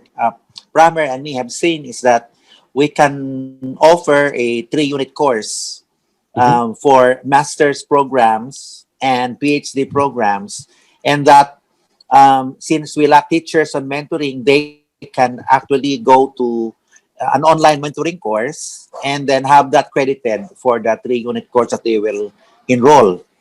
Because when people finish their college or masters or PhDs, people that they work with. So if that can be worked out on the policy level, we can bring this out in the national organization for teachers. All right. So that there are really clients who will go into this program. Okay. Any other rejoinder to the affirmation of our colleague from NGPRC that this program on online course and mentoring can be supported? May we hear from Korea? Yes, okay. Dr. Kim, are you online? Yes. Yes, we will try to the more developing. Because of may I have questions? So, how was the concern to the budget or the Cambodian teachers' participations? They will to the who are guaranteed? What do you mean, the budget for what? Yes, if you have to participation or the mentoring the team, who are supported the budget? Oh, the mentors we are training benefit from a full scholarship program from the Ministry of Education. From the minister, okay. Yeah, and since they are already teachers with experience, they keep their salary during their studies, which is very generous. but necessary for the level of competencies that we want in our Okay. program. If you have to the project is to the completely, we have to the international center, Philippines or Korea also, or USA also. If you have the VR co-sharing, that is the connecting program, each part of there. So we will to find out is some professor, each majors, they have two participation. We like this we have organized which is point the first year or to the one semester we will the installing in Philippines, one Yes. semester in Korea, one Yes. semester in USA. Like this it is more better because of Yes. to the I wanted that is to the emphasize because of to which point we have to one semester. And then if you have like this, they are to the hoster, the country, they have supported each part of the major. For example, science and chemical and engineering. Like this, they have to the university inside inviting to a concern to the volunteer or some kind of the joining. That is key point. Only as a member, if you have like this in Koika or in Korean, so 12 or 15. Like this as a member, we will is to the inviting in university or some kind of places. Like this organized is more better. Next Yes. year, yeah, Professor General, I will submit it to, I will make opinions. You have the first started in Philippines. Now it's to the infrastructure is more better, your side. So if you have, we will supply that is to the program. If you have to our the teacher mentors the subject first we are research, and then second is you are started. And to the Singapore also we will is to the before to the we have more sending to the letter. We will join together. Like this, 5 or 6 university organized are concerned. That is the point. And then to the, we will another side is more developing. Next step is to more developing. We will organize it. I will push up. Okay. I would like to inform you a point out budget for new generation school program. We have the budget of teacher capacity development that we need to join this program. That when we have the training for the teacher from new generation school, it no problem. We have budget to move to completely join the program. Yes. Okay. Okay. So that is very good because that would mean that, you know, we all affirm that we need, you know, as a leverage, common ground understanding of and the knowledge and the skills for mentoring. So thank you for that because, you know, we affirm that is needed. And then I think the next point of yes, ma'am. I'm so sorry. Stan has a point to add. I apologize. I saw him on the screen waving, so I apologize for interrupting. It's not related to budget directly, but it's a very important point. In mentoring occurs in an institutional framework with regulations, laws, exactly, and in a training system that include inset. The first training at the teacher training institution, and it's if we want to design training on mentoring that is relevant to your country, we will need to have an understanding of the overall training system that exists already in your country. Okay. I think if you go at the level of the peer-to-peer, you know, it depends on the level. If you're going from the leadership level down, that's a concern.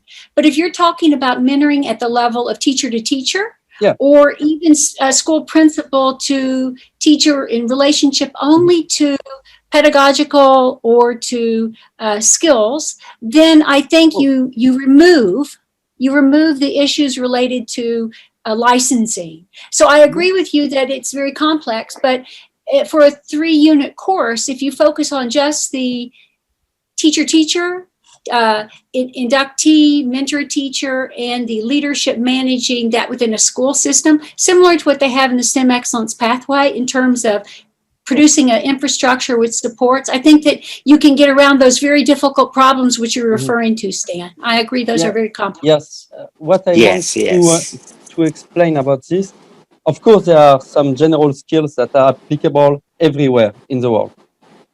But in the duties that will be assigned to mentors by the institutions, some might come with difficulties. For instance, mentoring is based on trust between the mentor and the mentee.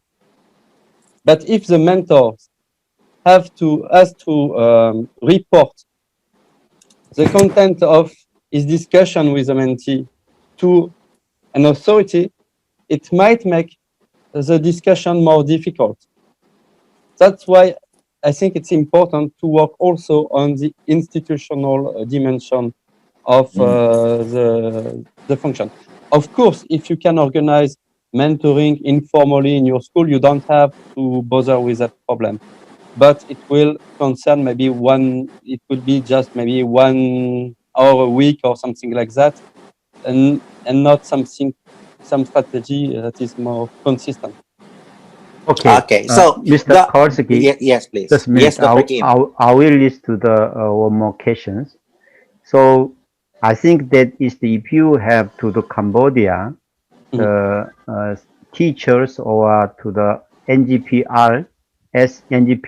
as a member, you will keep to wanted the curriculum, the mentor curriculum you will sending to Professor General. And then receiving to the Professor General, they have to some kind of the requester you will receiving, organize the first. That is the inviting to the same to the teacher or are related majors. How was to be continuing like this is more better. Okay, we can trace out the details later. What is important is that we all agree that exactly that is the way to go and it can be done. Okay, and so therefore, because if we collectively will it, all the other problems are secondary in nature. Okay. Thank you. So at this point, we would like to raise on the issue of putting up some kind of an Asian Mentoring Resource Center. So an Asian Mentoring Resource Center is a place where we deposit our knowledge, our research, our tools in mentoring, not just that we produce, but those that we solicit from the West, so that people who would need certain information, certain tools, certain pedagogies can just access that. One of the example is that the 3 days conference has generated so much information. We have not even heard all of the speakers, okay, although they have been recorded. But if they can be, harnessed together, then some of these papers can come up into an Asian Journal of Mentoring or something like that, or we can create, a handbook for mentoring, something like that. And then because from 3 days we can create something already concrete and then put it there, and then by asking our counterparts from different parts of the world, they will also give us links to their own depositories of knowledge. Because the question for teachers in the field and administrators is, if I need information, where do I go? But if they know that there is such a thing as an Asian Mentoring Resource Center, which could probably be in Cambodia, all right, and so there is something that we can look forward to, so that all our conferences, all the results of the papers, we can be deposited in one, and then our respective institutions can have the link, and then we can access that, okay, free of charge. Okay. How do you look at that? Professor General, so we will asking Professor Tauting Nam from Singapore, so we will join together because of to the Singapore that is to the mentoring program very well. Okay. Okay, we I will. think also ask that you. there's the issue with 10 of the presenters came from Texas A&M. And if you want them to be in your mentoring handbook, you've got a good percentage of the total body of knowledge that was transferred related to mentoring online. It's practically all from them. So I think we need to be careful with the list of people who were active this year, and that it should be rotating based on who's contributing to the conference. You Yes, can't that's write a right. handbook when they won't give you permission to put their stuff in it. Because at That's the right. next level, you cannot do anything unless they give you permission to print it. So That's right. relative to this conference, there's a limit based on the people who actually presented. But in the future, if the Korean group wants to have 20 people and you control the intellectual property based on the people, in the West, it'll be an intellectual property issue. It'll be a copyright issue. You can't publish it without getting their permission. The nature. Yes, first, Dan? no. The first is to the Kowalski. He will to the first sending to the form, sending to the requester curriculum. That is the form. Yes. The first we will receive, and then we will reorganize because to contribute in Cambodia. It's any other country no needed. So we know to full understand it in Cambodia, and then But just for the handbook, for the conference, that's a different issue. And then to the in Singapore, in Thai, and to the which country is more better if you have the first receiving based on to the from Cambodia, and then should be added more guideline and the policy manual or teaching manual started to Cambodia is more better. Yes. Okay. By the way, I'm currently working on another project for the Ministry of Education and the Asian Development Bank on mentoring to design a national framework on mentoring. We will together. National dimension of it, and also a handbook. So that's something that we will be developing anyway next year for Cambodian schools. And I'm pretty sure that we will be able to share at least some of our material and our work with you. And maybe some guidelines to adapt it to different contexts, if you are okay. Yes. That will be very good. If you are interested in such an activity, please let me know, and we can see how we might organize it. Okay.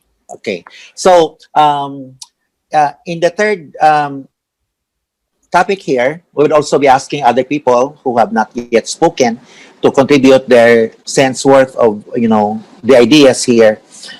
It has got to do with research collaboration and mentoring, because we all know and we all recognize the fact that any movement for change requires corresponding documentation and then research methodology, so that after some time we would be able to look back at the experience and get something scientific out of that, so that we can contribute to the literature, we can enrich the framework, we can create new Asian theories or new theories. So it would be very, very important if we can create such a collaboration for research.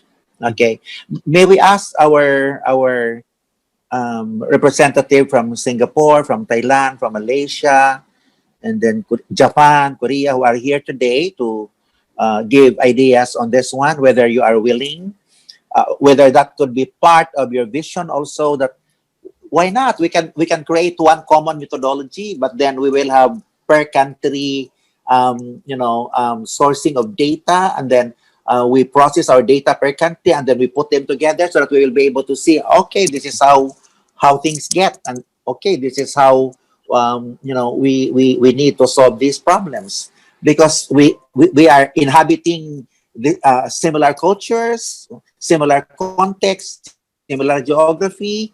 So maybe a lot of that can be shared, who are willing to contribute to this direction, that we can create a collaborative research so that after the 3 days conference, we can send notices to people so that representatives of different countries can come together to create, 1, 2, or 3 joint research, so that in the next conference, that will be next year, then these studies can be presented in the plenary, so that we will be able to draw out more experiences from other countries. Yeah. So who will start the ball rolling? Mhm. Yes, please.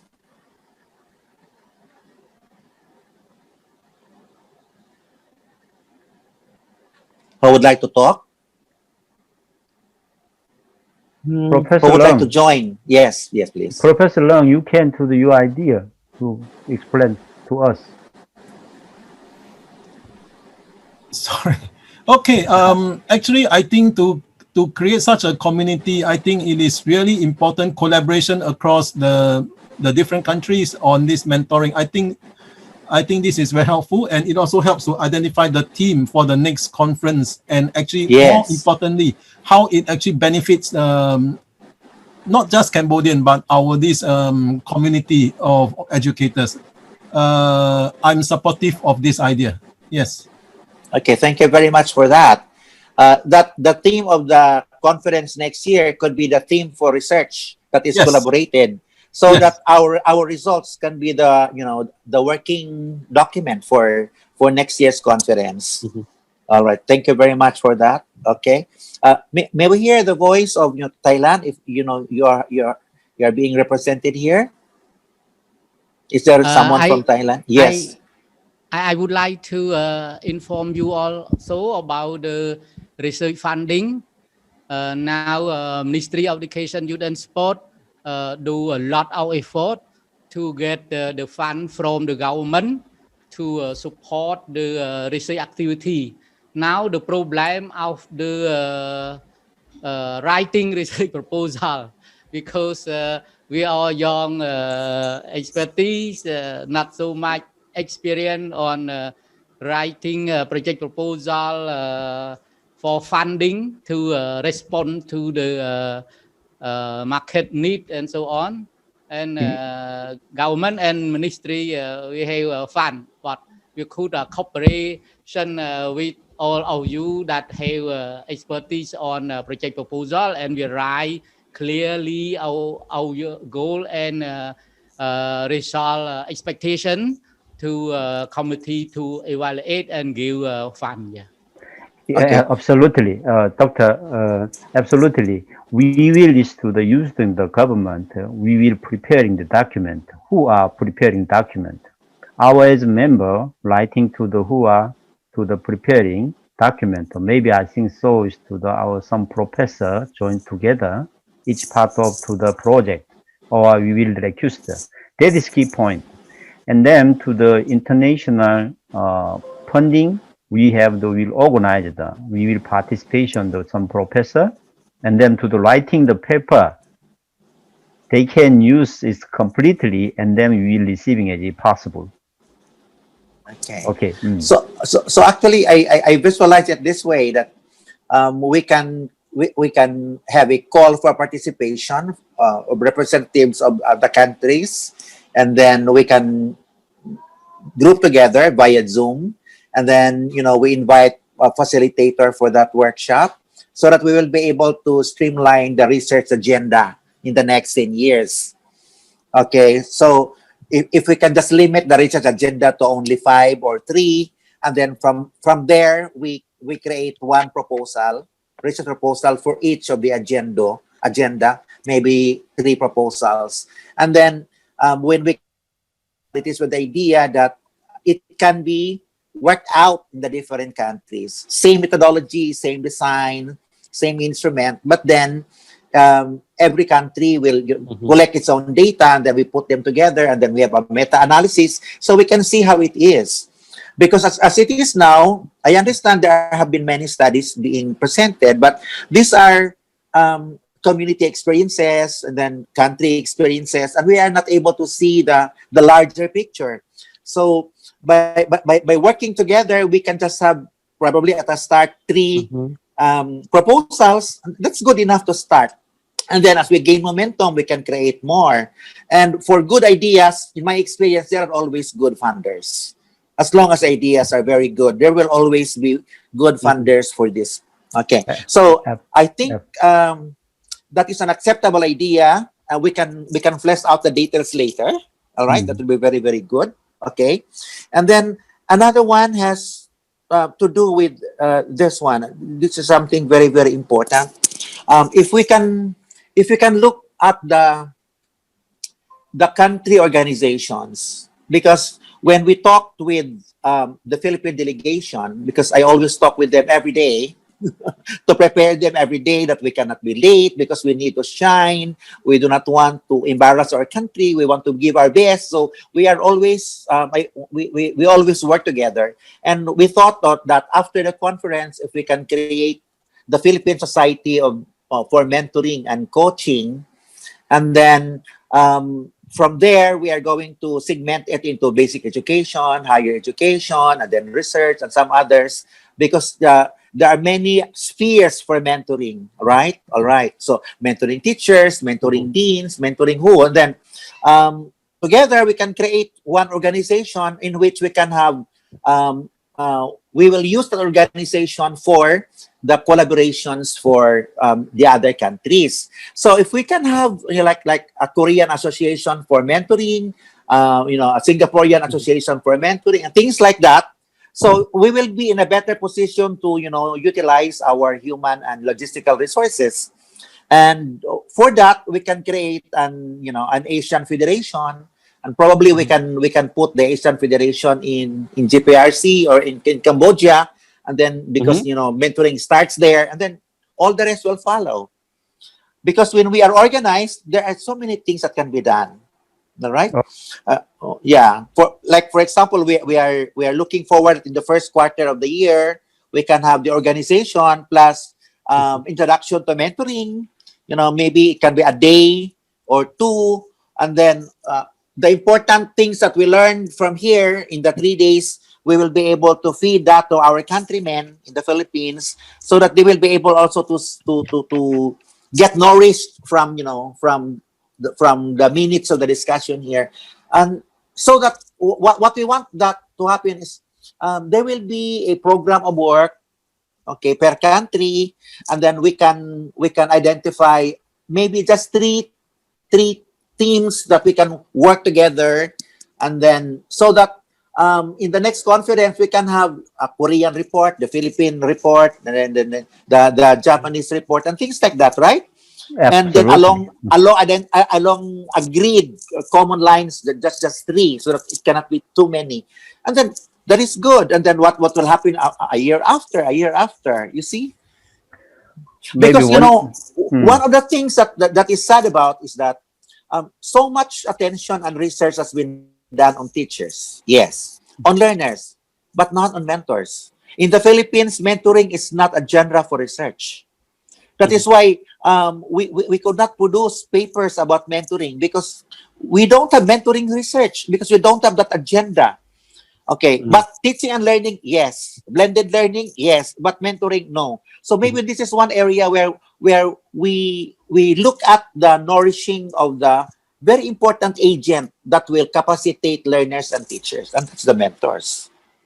And that is the legacy of the mentors. Okay, so any reaction from that, Dr. Kim? Yes, Professor, you will look at see in the chatting box to the education Malagapa. He will some suggestion to the you have the leading. Okay, so because I'm only using my phone, so I wonder whether I can have that. Okay, all right. Presenting the research. The link that you can give us the feedback in the survey to improve our next conference. Okay, so please, we will all fill up the form. That is very, very important. And then yes, there is a suggestion by Dr. Ed Malagapo of Dubai Mentoring Association of Asia, composed initially of those participants presenting the researches, and then we can gain more participants for next year.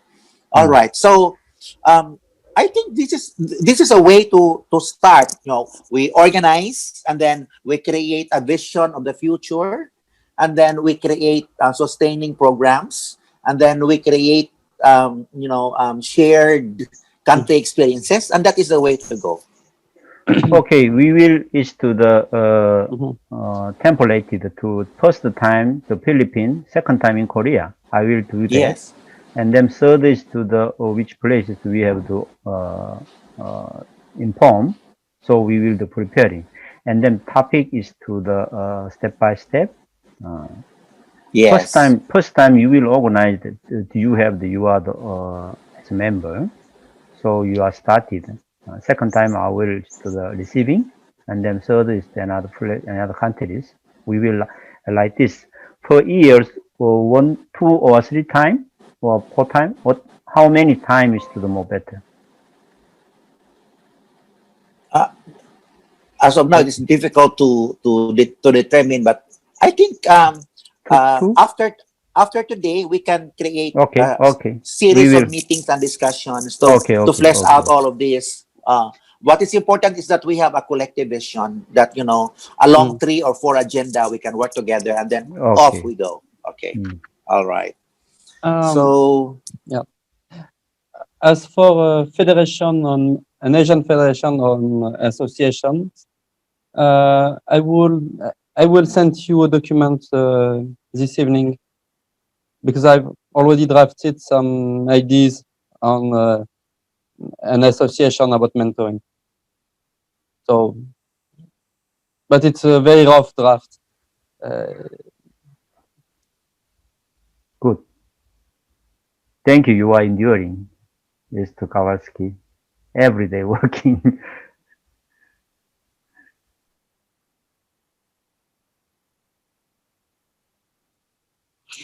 There was one other point that you brought up, Dr. Japos, about the potential workshops.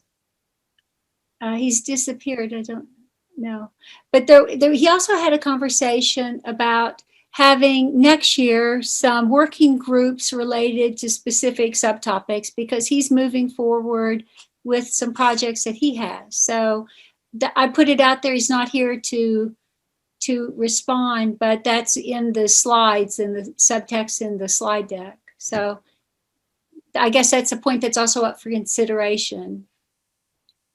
Virtual workshops on specific subtopics related to the research.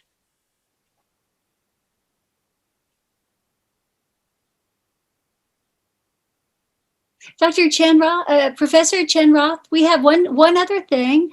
Is there an expectation next year that you'll have the second Cambodia International Virtual Conference on Mentoring? Is that already something that you're planning? You're planning that?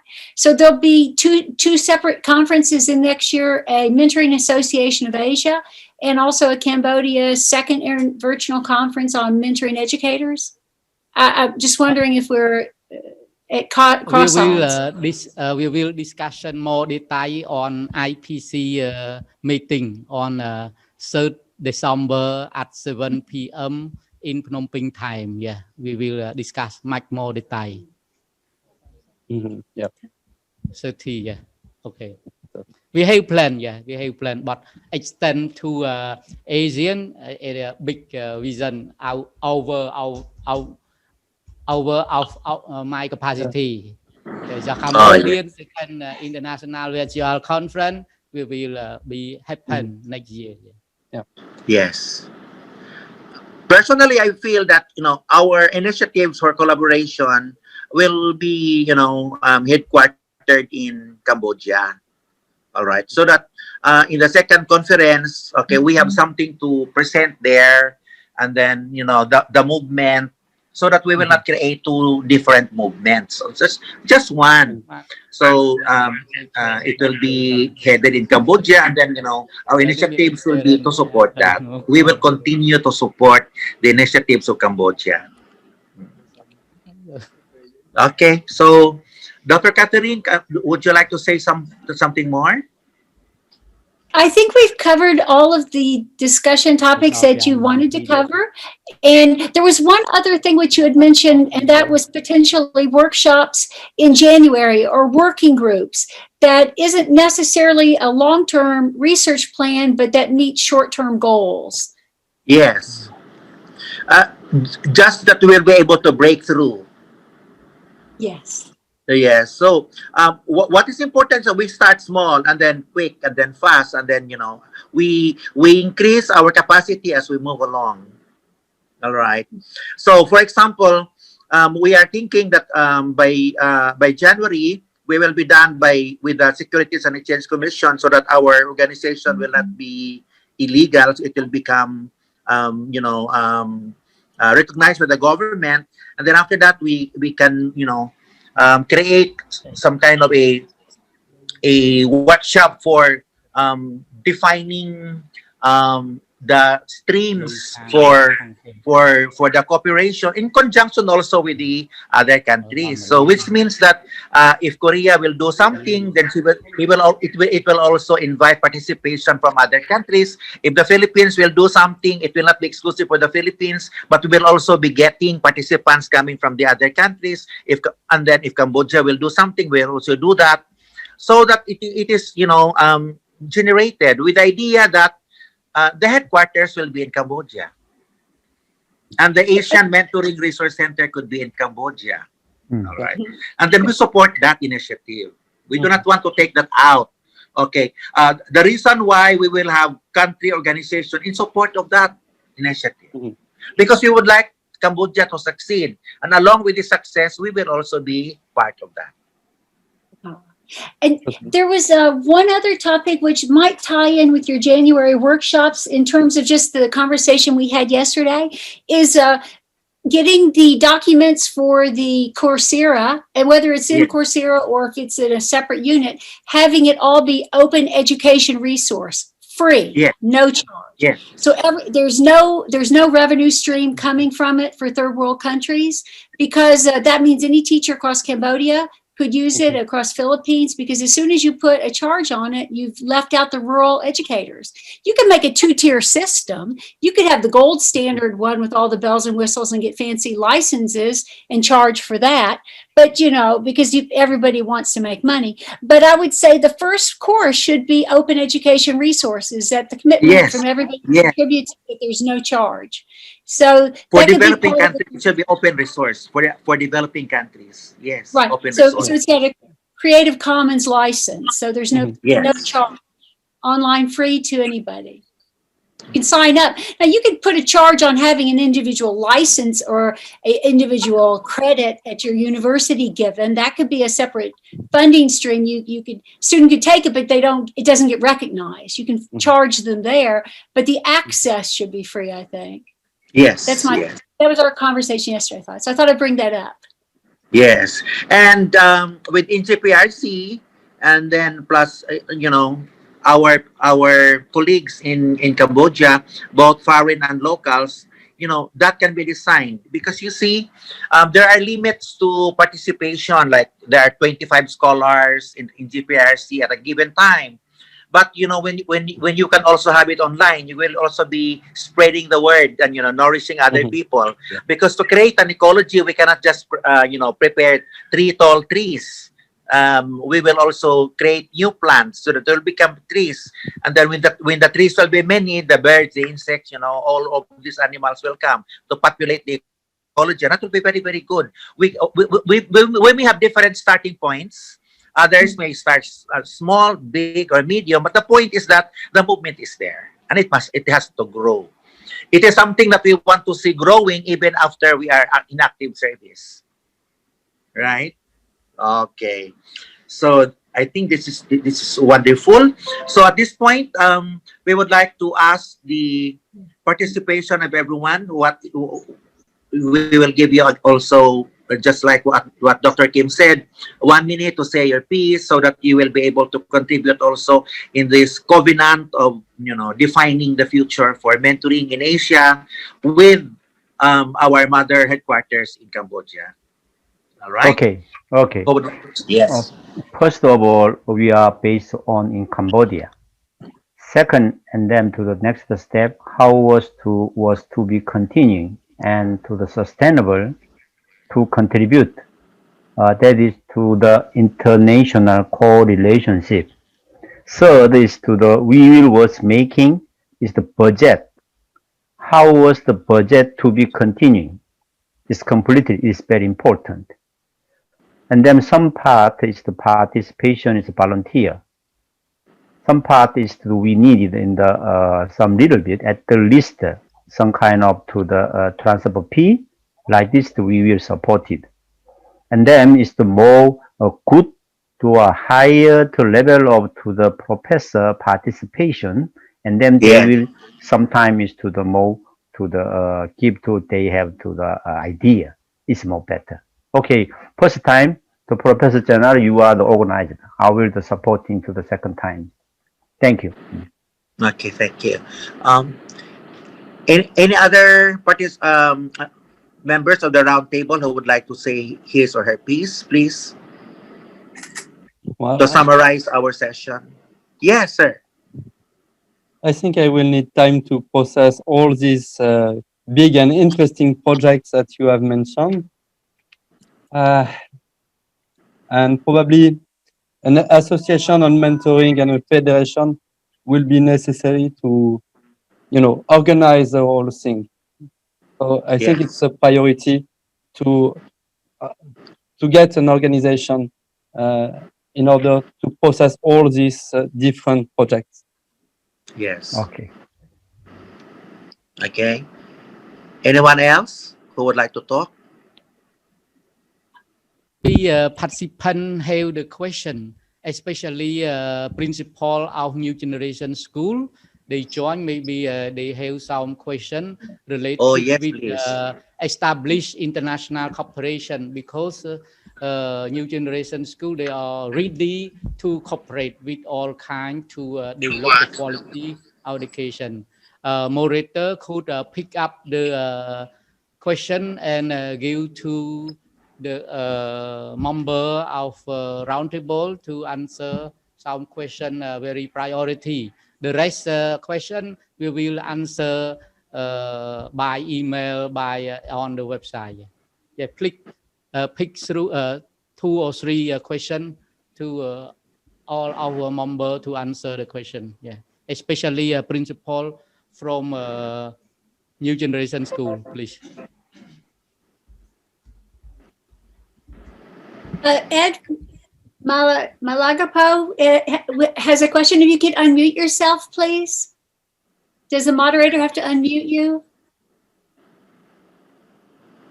Okay. Hello. Yes, sir. Can you hear me?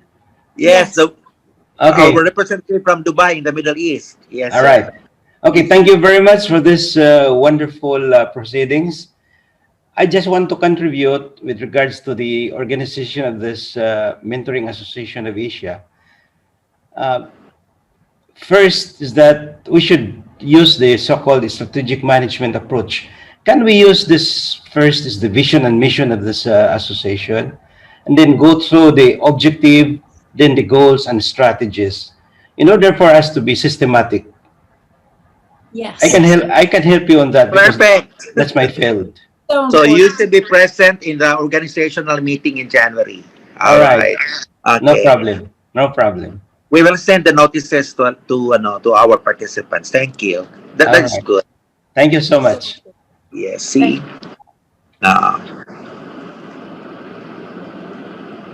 All right. Anything more? Okay. So if there are no more things to say, I would like to give the floor to Dr. Prammer for her remarks. Well, I think that the most important thing is to thank everyone from the voice of the attendees, everyone who came. Even in this room, there's 181 participants. And so we've had a tremendous participation from around the world. And so carrying the voice of the attendees, I want to say thank you to everybody on the International Programming Committee.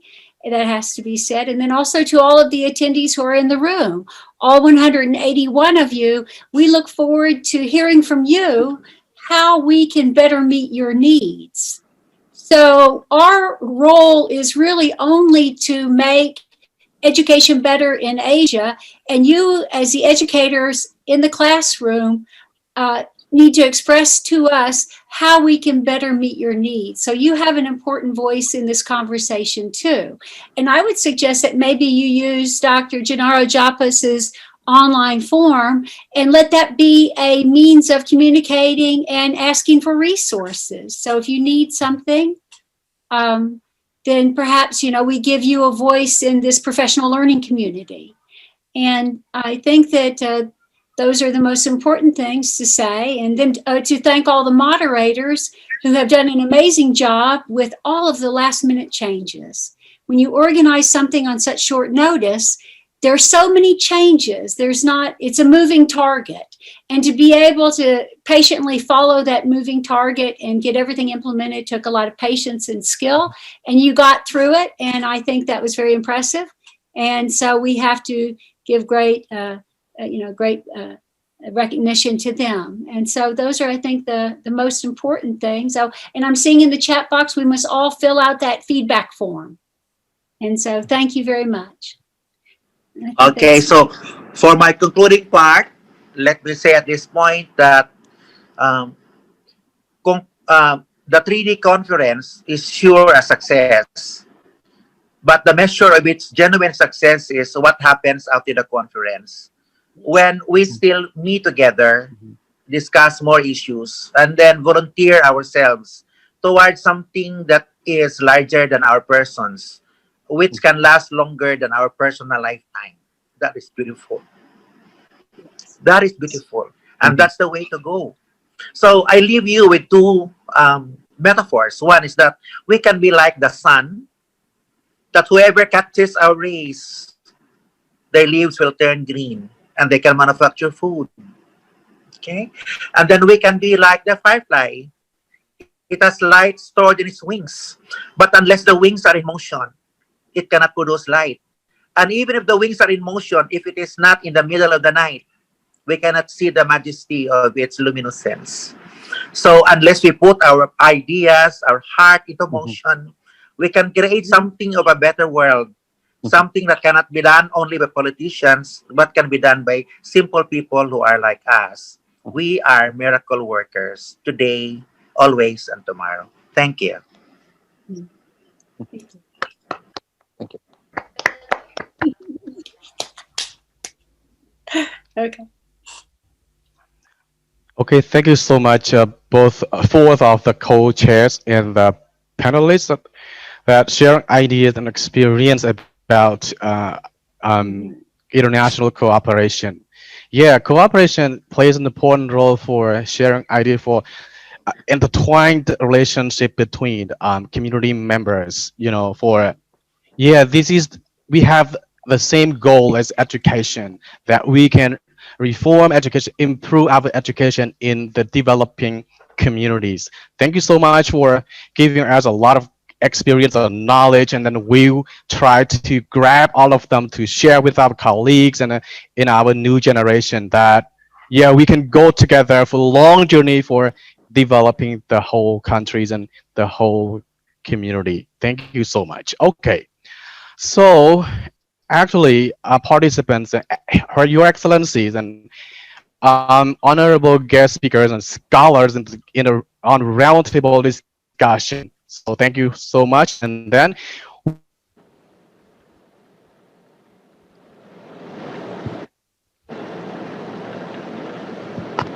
I would like to. So sorry. Oh, can you hear me? Yes. Because of internet unstable. I'm so sorry. Can you hear me? Yes. Yes. Okay, thank you. I'm so sorry. Yeah.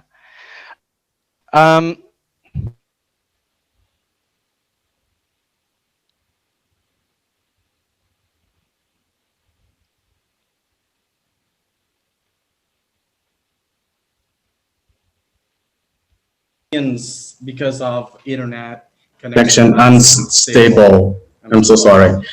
Okay, so before break time, I would like to inform that participants, please fill out the survey for giving us feedback or comment, to improve our next conference. Yeah, if you have next conference next year, we will improve it, to make it better and better. Okay.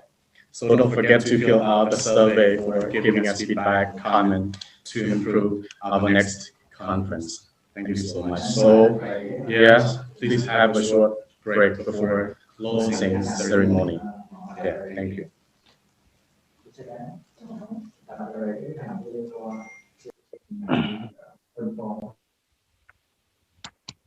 Okay, excuse me, participants. So I just want to update information or as well as announcement. So I would like to take this time for giving more information. So please fill out the survey right now during the break time. Yeah.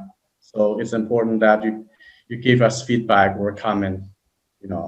If we don't have any feedback or comment, so we cannot improve our next conference. Cannot make better and better. So please fill out right now. Thank you.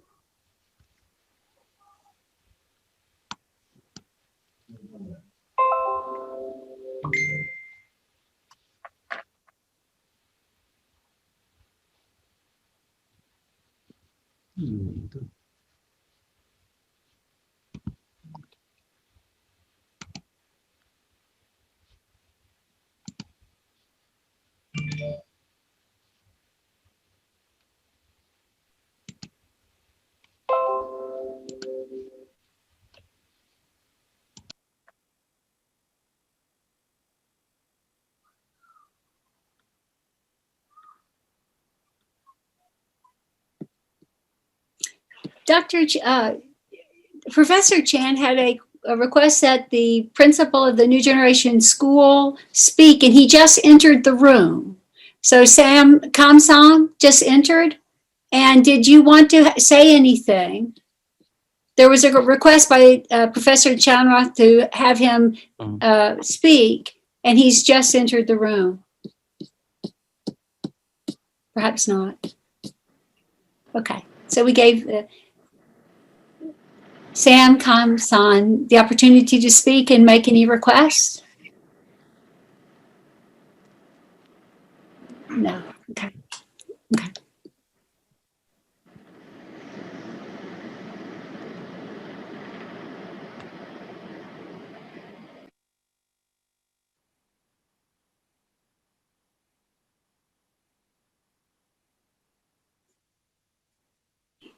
I see that Sam Kamsan's microphone is on, but we don't hear any sound. No.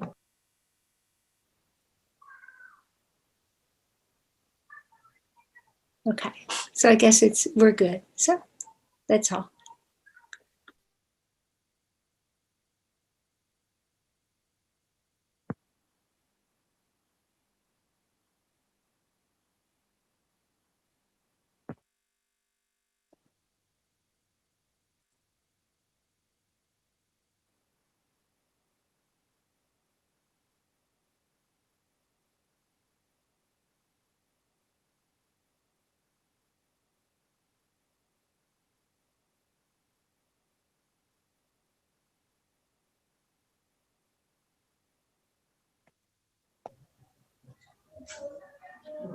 Okay, Dr. Sam Kamsan, we unmute your microphone already. Yeah.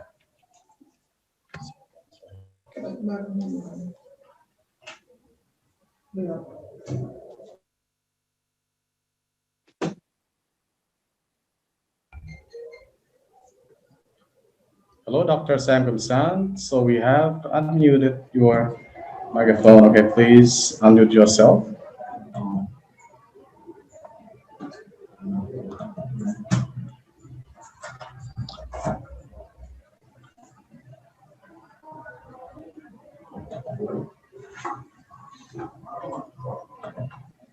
He's still unmuted.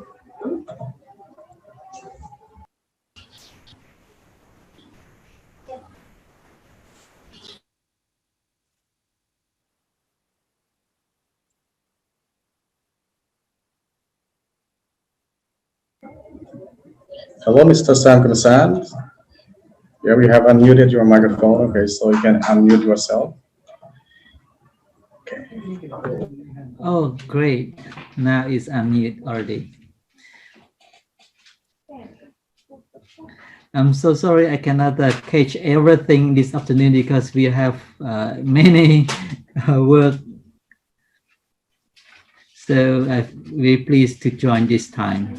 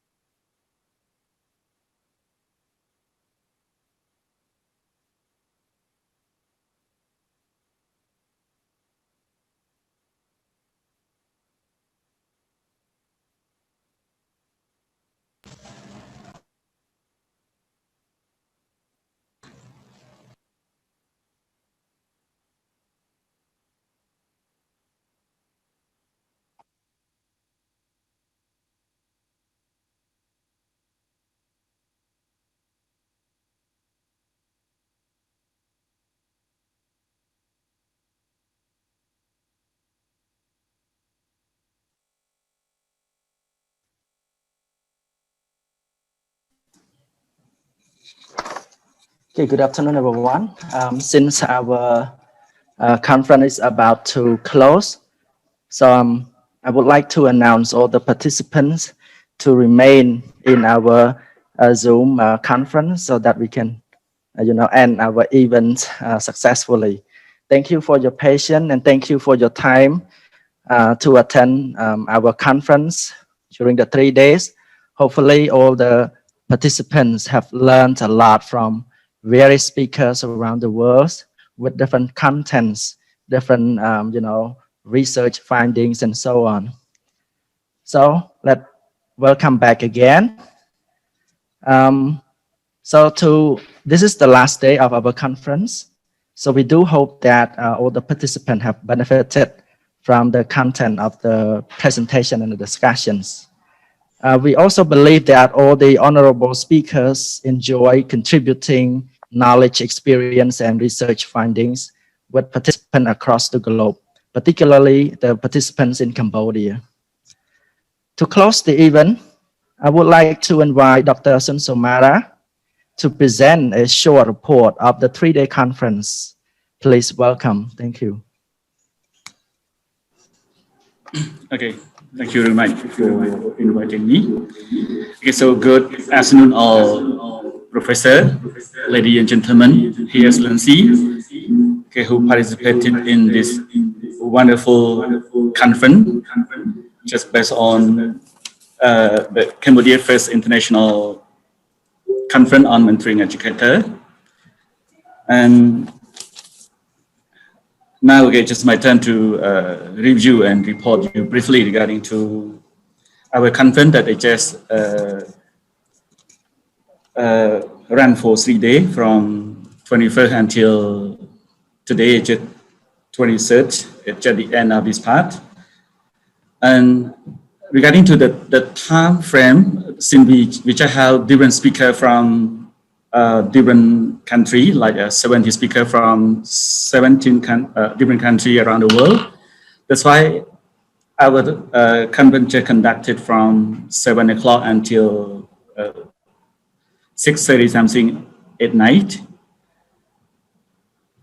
Okay, and the other part we can say even our schedule also just to be flexible. That sometimes we just come up with a plenary session, that sometimes we just come up with the parallel session, and so on in here. So, okay, and regarding to this one, we can say, in this conference, we just have divided into 3 main different categories. The first one, we just focus on plenary session. That totally, there are 16 different sessions, that including with the keynote session as well.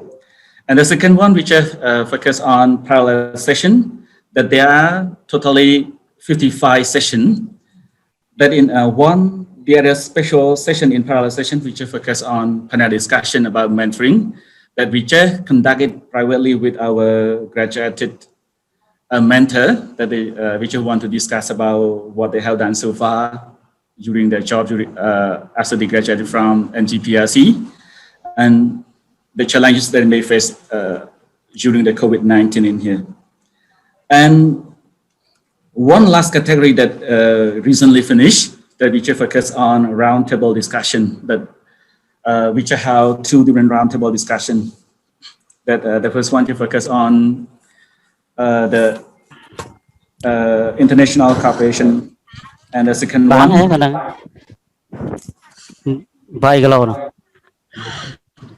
Okay, the second one which focus on STEM education. Okay? And regarding to the participant in this 3-day conference, that we have learned and observed that in plenary session, okay, all the participants from 160 to 270, and in each parallel session, the average of participant in each session is just from 30 to 70 people that attend in this conference. In the overall overview of this one, we can say it has been managed and run smoothly for 3 days with the full result and new knowledge and experiences. Even though it's just our new experience and our first time to host and run this online conference here, but we still can do it well. We just make it happen. Even we just come up with the complicated with the platform for hosting this conference, that we need to spend day and night. Sometimes we need to have a meeting and discuss with this. And one more challenge is that we have done so far, that we just have different time frame and different speaker from different country. That is the most challenges for us in here. But however, to deal with those difficulty and challenges, we have a very good plan that we just have the anticipate with pre-video recording, that even some part that the speaker missed the time slot or something, but we still can do it by playing their pre-recording video. So in this part, we can say we do hope that all the participants have learned a lot and gain a lot of experience from the conference. That we have a chance to learn many things from the experts from around the world, especially about the new skill and new thing that we are talking on our sim, just about mentoring, okay, from the expert from the United States and so on in here. And so this part, at the end of this one, okay, I would like to give thanks to all of the sponsors who just support us in this conference to make it happen and run smoothly in here. And the other part, we also would like to thank to all participants that stay tuned with us for all of the 3 days. It might be exhausted as well, but I hope that everyone just enjoy and keep track with us and keep waiting and see our next year conference as well. And the third one, I would like to say thank to all of the technical team support, as like the technical team from ITC, like the Institute of Cambodia and Technology, as well as the Ministry of Post and Communication that support us with this hosting, as well as all of the local and international committee, as well as organizer that keep working very hard day and night and make this one happen. It's really all a team moderator that we just have a short time to train, but we still keep it happening here. So that's it for my brief overview of this conference. And thank you very much for your attention and participation with all of you from the first day until now. Thank you. Thank you so much, Dr. Somara, for giving us a short report of the 3-day conference. Thank you so much. Next, I would like to invite Dr. Genaro Japos, a co-chair of CICME, to deliver a closing remark. Please welcome. Ladies and gentlemen, good afternoon for Asia, good morning for the other parts of the world. In March of this year, I had the privilege of being invited by Dr. Roath to give a one-week training at the NGPRC. And I stayed with the scholars for 6 days. And I was so moved and impressed of the good things that the formators, the trainers, the international team of trainers helping NGPRC for the leadership of Dr. Roath to succeed. And that was very moving. So when I went back to the Philippines, I thought that they are making a good sense in Cambodia. The world has to know about them, and the world has to support them.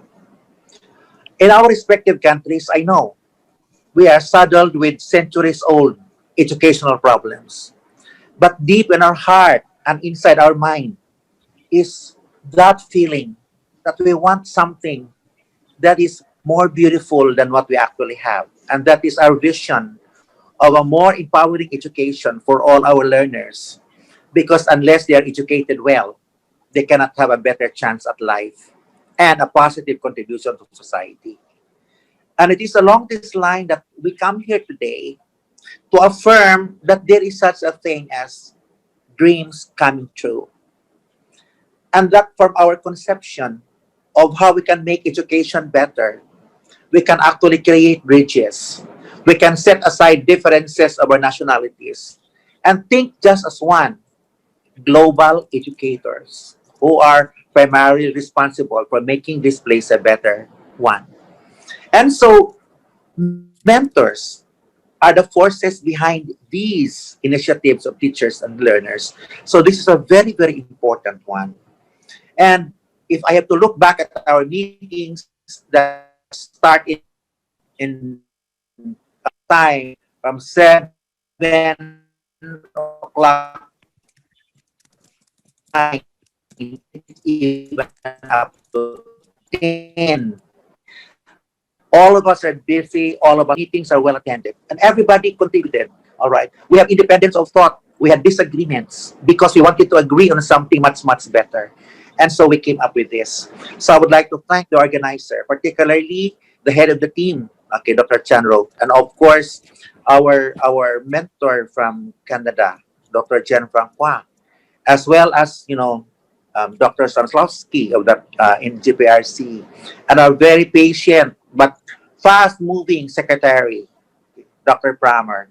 Plus, of course, our brother from Korea, okay, Dr. Kim, and also Kelly King of Japan. And all of us, it is always the plenary. The attendance is always full every time that we have a meeting because we believe that this is something that makes so much sense.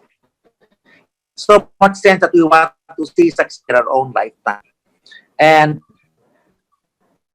together that we can do more, that next year is a lot better than what we have today because we already gave our seeds for this day.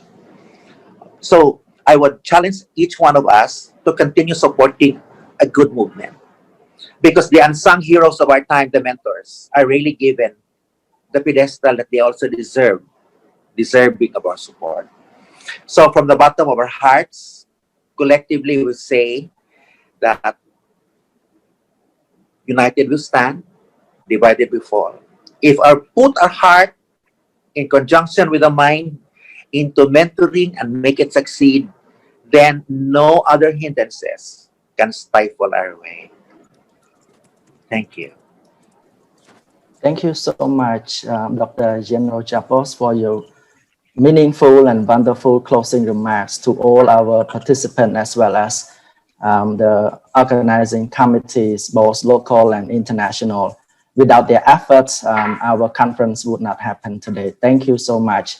Next, I would like to invite Dr. Professor Roath and NGPRC managers to offer the conference award. Thank you. Please welcome.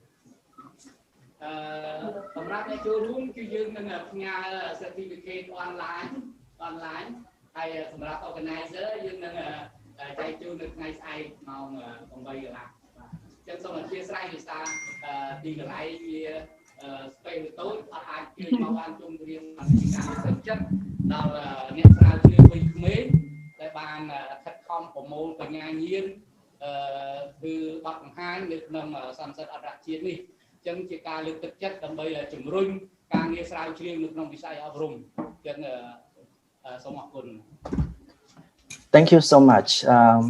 Now, last but not least, I would like to invite His Excellency Academician Dr. Subtut, the President of the Royal Academy of Cambodia, to close the event. Please welcome. Thank you.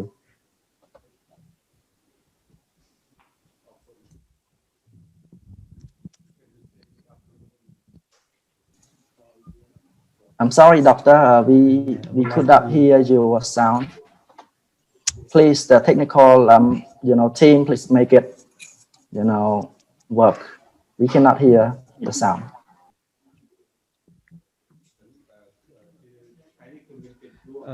Today I have a great honor to close the conference on the first Cambodia International Conference on Monitoring Educators under the theme Monitoring Professional Development for Educators.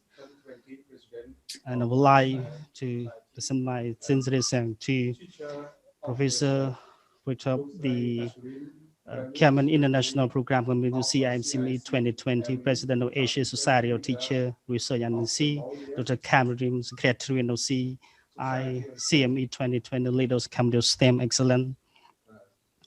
And I would like to my introduction to His Excellency Academician Roath to try hard for the whole 3 days for our important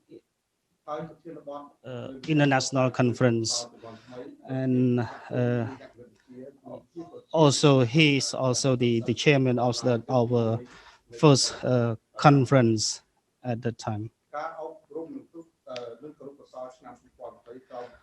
The our conference under the theme for the first international is that monitoring, ladies and gentlemen.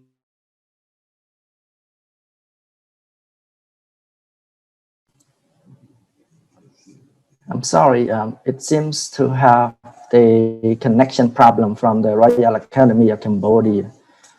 So can anyone there fix this problem? Because now, we cannot hear anything from the Royal Academy of Cambodia. It's freezing.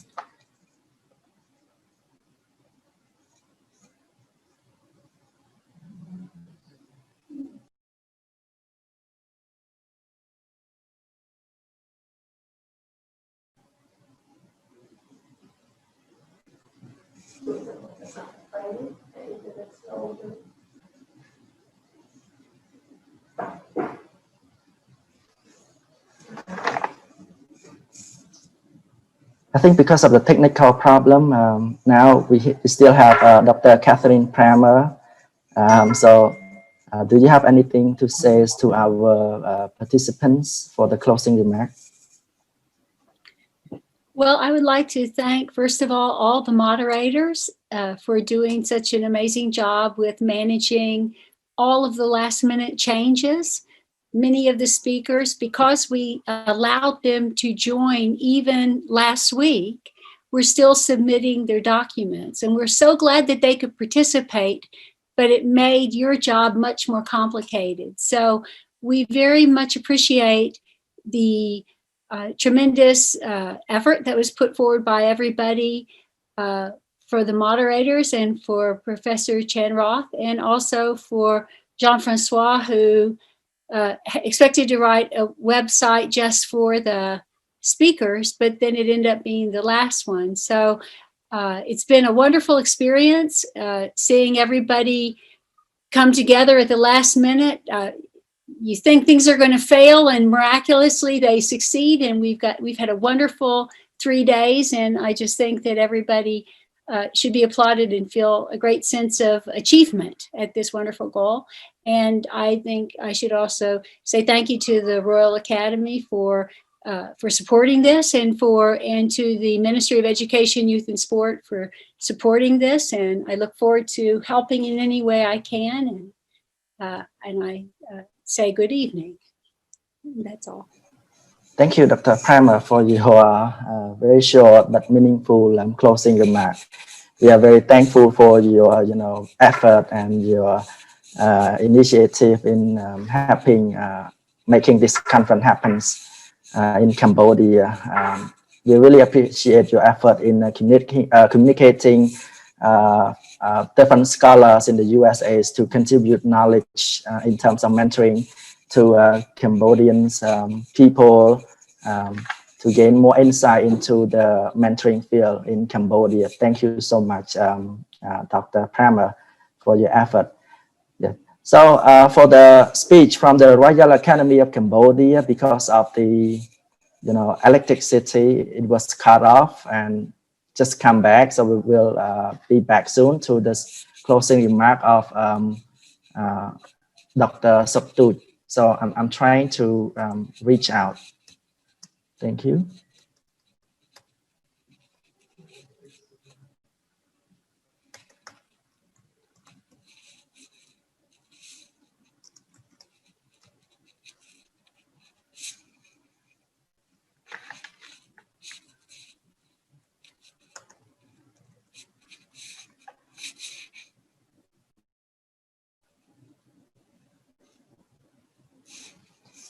Okay, dear participants, please wait a while the technical people at the Royal Academy of Cambodia are fixing the problem. The closing remark will be back soon. Thank you.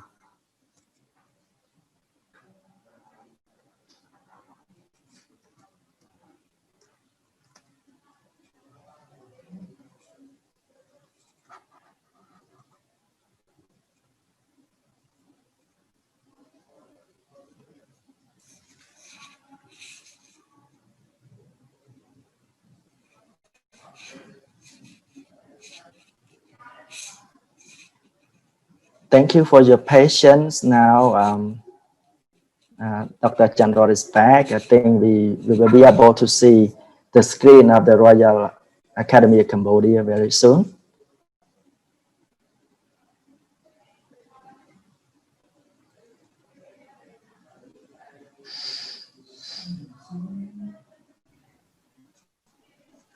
Thank you. Now, the problem is fixed. I'm sorry for the, the inconvenience for the participants.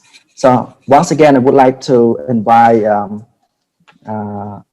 His Excellency Academician Dr. Sattu to deliver the closing remark again for our participant. Thank you.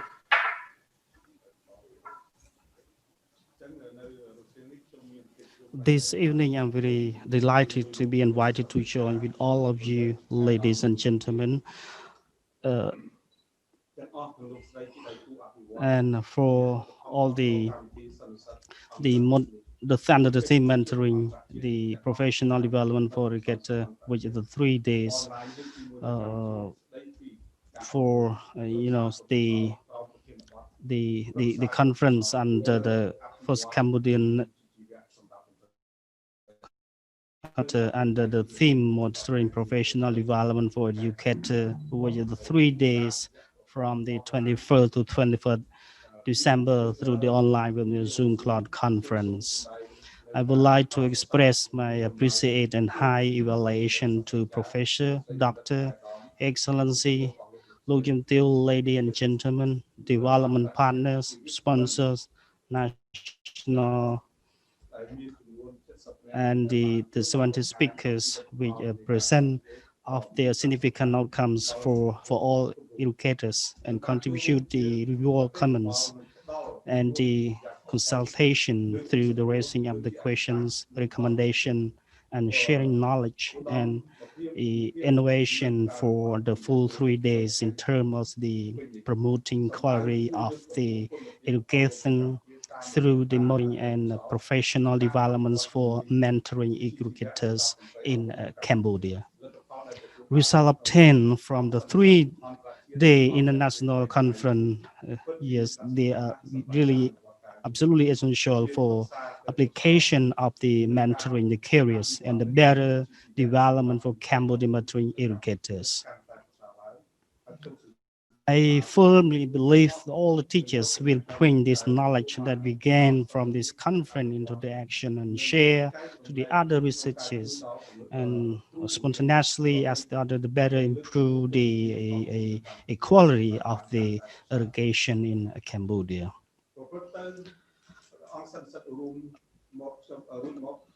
After I listened to the 3-day sum up, I have 3 recommendations. Firstly, the new generation pedagogical research center of the National Institute of Education must continue the engagement with all the speakers from international institutions discussing the roundtable on the pedagogical consulting and STEM education and international cooperation. Second, to promote and strengthening the capacity of the pedagogical research, which is an important part to improve the quality of the education in Cambodia at the regional and international levels. And the third, we continue to raise the fund, we develop the partners, combined with the resource we have to use them in the target and effective manners. With focus on the new of the 21st century pedagogical study, student-centered approaches, and the STEM education. And the fourth one that I think it is very important, I would like to add in this. The first one, the involving from the teachers, so how to share what is the new finding, and the second one, what we can do together, and the third one, what we can solve of the new challenge. What I would like to share here is that the thing that we have to share, what we have discussed through during the 3 days, yes, because we cannot be a leader, we can be a teacher, and we can who are at the rural area. and we have to solve every challenge that the problem occur in our society. So I strongly believe the 3 days that everyone join through the pedagogical of our conference will very play important role for ladies and gentlemen. I would like to seize this special opportunity to thank the team of the NGPRC for organizing this international conference with such high attention and responsibility in process of the 3-day international online. At the same time, I would like to express my deep gratitude towards Ministry of Education, Youth and Sport, the Asian Society of the Teachers for Research and local professional community, Cambodia Action to promote education, Singapore International Mastery Contest Center, SIMCC Singapore, the Chung International Education and Culture Co. Ltd. in Korea, and the Calling International Co. Ltd. in Korea, and the other supporters who have always been involved in collaborating and providing the feedback and technical assistance for this international conference. Finally, for Royal Academy of Cambodia and for my own behalf, I would like to thank the podium deal, ladies and gentlemen, and development partners, sponsor, national and international distinguished guests who have spent the valuable time attending in our conference. And finally, I would like thanks very much, and I would like to announce closing our conference from now on. Thank you very much for your attention.